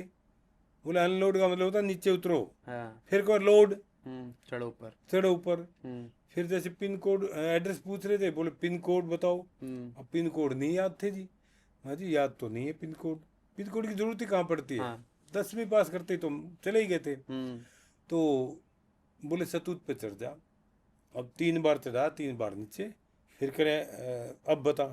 मैंने सर ऊपर थोड़ी लिख रखा था। अब हमने तो कह दिया रूटीन में। बहुत मार पड़ी इसके चक्कर में, फिर हमें बहुत मारा उन्होंने। कॉमेडी बनेगा। हाँ, कि ऊपर मैं लिखवाऊंगा तेरे, यहाँ पे लिखवा देता हूँ पिन कोड, ये वो। फिर वो बोलते थे आधा लोग जाएगा, 25 लोग आए हो तो 13 लोग वापिस जाएगा। मैं कहा एक भी नहीं जाएगा। वो भगाते हैं, बहुत लोगों को भगा देते हैं, इतना टॉर्चर करते हैं, इतना तंग करते हैं। पर हम तो भर्ती कमांडो में हुए थे। हमारा कोर्स से भागने का मतलब डिसमिस, नौकरी से। तो कैसे भागेंगे हम। बहुत जूते खाए हमने, बहुत पिटाइयाँ हुई है। स्टार्टिंग का बताऊं मैं, जब प्रैक्टिस चल रही थी, हमारा नाडा साहब है इधर पंचकुला में, तो जैसे दीवार है 12 फुट की, वो दीवार पे भाग के आपने पैर रखा, पैर से उछले 12 फुट पे, थोड़े से भी 2 उंगली भी टिक गई तो जंप करना है। हाँ। अब मार रहे हैं जंप, वहाँ उंगली नहीं लग रही वहां पे। हाँ। जैसे मारा लठ जोर से, हाँ। ऐसे जाते थे हम लंगूर बंदर की तरह। बहुत पीटते थे। तो इतना इजी नहीं, रोज मर मर के जीना होता था। तो मतलब फिर वो जब एक रियल सिचुएशन आती थी तो ये सारी बहुत ही आसान लगता बहुत था। इजी लगता था, और लगता था बहुत कि easy। कर लेंगे आराम से, क्योंकि वो कोऑर्डिनेशन माइंड में बैठी हुई है, टीम कोऑर्डिनेशन बैठी हुई है, एक्सपीरियंस हो चुका है कि कैसे कहाँ जाना है, क्या करना है। पर सर ऐसे भी तो कुछ सिनेरियोज होते हो कि जब आपको वही डिसीजन ऑन द स्पॉट लेना पड़ता होगा, हाँ, क्योंकि बहुत बार होता है। रियल लाइफ में, रियल इंसिडेंट में आपको नहीं पता सामने वाला कैसे रिएक्ट करेगा या क्या करेगा, उसकी क्या स्ट्रैटेजी है। बहुत बार हुआ ऐसा तो, बहुत बार होता था। क्योंकि उनका पता नहीं ना माइंड सेट, देखो तो मरने के लिए तो आए हुए हैं। करेक्ट, उनके लिए तो आज है तो है, नहीं तो फिर भैया। फिर हमारे साथ क्या प्रॉब्लम हो जाती थी कि जैसे वो पब्लिक में गोलियां चला रहे हैं, कैथल हुआ था मेन बाजार के अंदर, और हम कच्चे कच्चे में ही बैठे थे। मैं कच्चे बनियान में, गर्मियों का टाइम था। हाँ जी। लेकिन इतना टाइम नहीं था कि जैसे पता चला भाई बाजार में यूनिफॉर्म पहन लो। गोली नहीं, यूनिफॉर्म का तो सोच ही नहीं सकते। हाँ। ऐसे ही गन लेके भाग लिए हम। हाँ। अब वो तो मारते जा रहे हैं, उनका तो मोटिव ही है कि ज्यादा से ज्यादा लोगों को मारना। हमने उनको मारा, एक भी सिविलियन हमारे हाथ से मर गया तो हम कहाँ जाएंगे। करेक्ट। तो इसलिए हमारे लिए बड़ा ऑकवर्ड सिचुएशन होती है। यही रहता है बस प्रॉब्लम। यही है कि आपने ध्यान रखना है कि किसी सिविलियन के पास कोई नुकसान नहीं होना चाहिए, किसी को लगनी नहीं चाहिए, और उसी टाइम आपको टेररिस्ट को ही पकड़ना है। तो ये सर यही एक प्रेजेंस ऑफ माइंड। और मेन तो रहता है कि अगर जिंदा पकड़ पाए तो, एक्चुअली उनके पास साइनाइड होता है। बहुत बार ऐसा हुआ कि वो साइनाइड खाने लगे तो हमने उनको यहीं दबोच लिया, या मुंह में भी चला गया तो यहीं से निकाल लिया। बहुत बार ऐसा हुआ कि उनको जिंदा बचा लिया, हमने जिंदा रखा। ये हमने मूवीज में देखा है कि ऐसे टेररिस्ट को पकड़ लिया जाता तो साइनाइड लेके अपने आप को सुसाइड कर लेते हैं ताकि वो आगे इंटरोगेशन में ना ये वो रियलिटी है। सर आपके अकॉर्डिंग आर्मी में ऐसा कौन सा दल है या ऐसा कौन सी ट्रेनिंग है जो सबसे आपको लगता है कि डिफ़िकल्ट होती है, और सबसे खतरनाक भी वही होते हैं जिससे मतलब हमारे दुश्मन, मतलब जिनका डर जाते हैं, जो बहुत ही ज़्यादा डरते हैं उस पर्टिकुलर ग्रुप से। एक होता है खतरनाक, एक होता है टेक्निकली स्ट्रोंग, हाँ जी। जो ज्यादा काम आने वाली चीज है। एनएसजी में जो है वो आपको बहुत ज्यादा टॉर्चर नहीं करते लोग, साहब कह के बात करेंगे। हाँ जी। बट उनके पास जो ट्रेनिंग की जो चीजें हैं वो आपको सजा भी देंगे ना, हाँ जी। पनिशमेंट भी देंगे। तो वो देंगे, जैसे एक रूम में छोड़ दिया हाँ। और वहाँ पे टीयर गैस छोड़ दी, आपको वो उस तरह की यातनाएं, मारते रहो, छींके वो करते रहो। बहुत बहुत गंदा होता है वो, मतलब टाइम, बहुत बुरी हालत हो जाती है।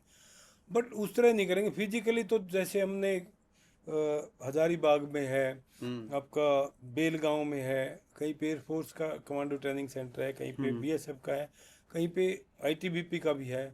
तो वो ज़्यादा फिजिकली ना वो आपको ज़्यादा टॉर्चर करते हैं, बट वहाँ पे टेक्निकली जो है वो एनएसजी में है। अच्छा। वो वाकई सिखाने वाली चीज़ें हैं एनएसजी में जो है। हाँ जी। वहाँ पे आपको सिमुलेटर है, अभी जैसे रियल में आपको गलियों में और उसमें दौड़ाया है, पब्लिक मिलेगी, एक वो टारगेट आएगा एकदम से आएगा, कंप्यूटराइज है सारा सिस्टम। अब जैसे फायरिंग कर रहे हो आप और एकदम से कोई लड़की आ गई, हाँ जी। इतना टाइम नहीं होता, विसल बजाते हैं, सेकंडों का टाइम होता है। एक सेकंड के अंदर ही डिसीजन लेना है इसको गोली मारनी है या छोड़ना है। अगर टेररिस्ट को आपने छोड़ दिया तो आपके नंबर कट गए, लड़की आ गई एकदम से उसको मार दिया तो भी नेगेटिव हो गया आप। करेक्ट। तो वो बड़ा प्रेजेंस ऑफ माइंड और बहुत उसके साथ ना टेक्निकली बहुत स्ट्रॉन्ग है। रिएक्शन बहुत क्विक चाहिए और उसके साथ साथ प्रेजेंस ऑफ माइंड भी चाहिए। और उसके भी 3 ग्रुप हैं, SAG special action group, SRG, SPG हाँ जी। Special ranger group, special protection group. तो SAG जो है ना वो तो मतलब वर्ल्ड में कोई नहीं है उसके मुकाबले। इवन आप हैरान रहेंगे सुन के, यूएस और ये रसिया दोनों के कमांडोज को एक ही बैच में ट्रेनिंग देते हो। अच्छा। और पहली बार ऐसा हुआ था कि SAG ने हमें भी ट्रेन किया। हम 2023 में कोर्स करके आए थे वहाँ पे। हालांकि 40 क्रॉस होने के बाद कोई भेजता भी ना, वो एक्सेप्ट करते। हमें यहाँ से भेजा गया स्पेशली कि जी आपके इतने कोर्सों में फर्स्ट पोजीशन है, आपको जाना चाहिए, आपको जाना पड़ेगा। हाँ जी। तो फिर क्या बोलते हैं, मैं गया करके आया। उनके पास कोई डाटा ही नहीं था 40+ का, भाई कुछ भी टेस्ट ले रहे हैं, कुछ भी कर रहे हैं। तो मैंने कहा मैं इन्हीं के साथ सारे वो टेस्ट दूंगा। सारे उनके साथ किए और फर्स्ट आया फिर भी। मतलब रिकॉर्ड मेंटेन रखा आपने अपना। हाँ, तो मतलब अच्छा लगता है, सीखने वाले के लिए अच्छा है। हाँ जी। जिसको वही ना सर, के जैसे हम बात कर रहे थे कि आपने कभी सीखने के लिए हेजिटेट नहीं किया, आपने हमेशा कुछ नया सीखने की इच्छा रखी, जैसे चाहे वो टेक्नोलॉजी को लेके हो, चाहे आपके कमांडो लाइफ को लेके हो। मैं पहले कोर्स में फर्स्ट आया था, पंचकुला में हुआ था हमारा, जो हरियाणा पुलिस का ट्रेनिंग सेंटर है। हाँ जी। वो टफ है वहाँ का सिस्टम। तो वहाँ क्या था, लोग नए नए भर्ती हुए थे, हम रोते रहते थे कि वो पिट्ठू है, जैसे 20-21 किलो मिट्टी डाल के वो बांध के दौड़ना होता था 42 किलोमीटर तक। तो लग लग की नॉलेज भी नहीं होता था, वो भी था न, लग लग के छिल गई, पीठ छिल गई, मक्खियाँ बैठ रही हैं यहाँ पे, पस आ गया, वो आ गया। तो लोग रोते थे। मैंने एक माइंडसेट बना रखा था शुरू से ही कि भैया ये जो हमारी हेल्थ के लिए जो काम हो रहा है, जो बॉडी एकदम स्ट्रांग हो रही है, एक तो ये बन रही, बदले में गवर्नमेंट तनख्वाह भी दे रही है, बदले में इंस्ट्रक्टर भी फ्री के मिल रहे हैं। तो मैं उसको आपने उसको पॉजिटिव एंगल पे ले लिया, समझ के करता। आपने पॉजिटिव एंगल पे ले लिया हाँ। कि मुझे तो सारा ही फायदा हो रहा है, मुझे पैसे भी मिल रहे हैं, मेरी बॉडी भी स्ट्रांग बन रही है, एक्सपीरियंस तो मिल ही रहा है। अब वहाँ पे हमारे एक इंस्ट्रक्टर का एक्सीडेंट हो गया, वहाँ पे ब्लड देने की नौबत आ गई, तो हम 4 लोगों ने दिया। तो 4 में से एक तो बिल्कुल पीला पड़ गया, हाय मेरा इतना खून निकाल लिया। बच्चे तो थे ही हम, और हमें लगा कि बढ़िया भैया, गंदा खून निकल गया, साला साफ आएगा, साफ आएगा, हम नया बनेगा खून। उसके बाद भी वो जो थी हमारी क्रॉस कंट्री होती है, हाँ जी। वो थी 36 किलोमीटर की। तो 36 किलोमीटर की उसमें बोले भाई आप जाएंगे क्या, क्योंकि हमारा 72 घंटे का रेस्ट था। मैं कहा जी मैं तो नहीं जाऊंगा अगर रेस्ट दे रखा है तो, लेकिन क्योंकि मैं हर क्रॉस कंट्री में फर्स्ट आ रहा हूँ तो आपको पोजीशन मुझे फर्स्ट देनी पड़ेगी, फर्स्ट लेनी है तो फिर दौड़ना पड़ेगा, मैं दौड़ूंगा मैं। और वो 3 रो रहे, तूने हमारी ऐसी करवा दी। तो मैं दौड़ा, फर्स्ट आया। सारा माइंडसेट का खेल है, सारा यहाँ का खेल है। So sir thank you so much अपनी लाइफ के इतनी एक्सपीरियंस शेयर करने के लिए। हमारे व्यूअर्स, हमारी ऑडियंस ये देख के शायद बहुत कुछ सीखेगी। और आपसे बस एक फाइनल एडवाइस और लेना चाहेंगे कि आजकल के यंगस्टर्स, जैसे हमने बात करी कि हर कोई सोशल मीडिया पे हर कोई वीडियो बना रहा है, अपने 9 to 5 जॉब के साथ या अपने बिजनेस के साथ ये चीज़ें भी परस्यू करता है, तो आप क्या यूथ को एडवाइस देना चाहेंगे कि उनको अपना पैशन फॉलो करना चाहिए या नहीं? करो, अपना पैशन जरूर फॉलो करो, बट टाइम को मैनेज करके। रात में मैं देख रहा हूँ, रात में लग रहे हैं, कोई पबजी देख रहा है, कोई कुछ देख रहा है। हाँ जी। अरे ये किस काम की आपकी चीज है? सीखो ना कुछ। सोशल मीडिया पे जा रहे हो, अगर आपको फ्यूचर नजर आ रहा है हाँ जी। तो जाओ।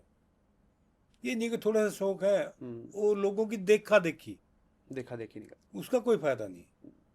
इस फील्ड में आपको एक एक फॉलोअर के लिए, एक एक सब्सक्राइबर के लिए हार्ड वर्क करना पड़ता है, मेहनत करनी पड़ती है। हाँ जी।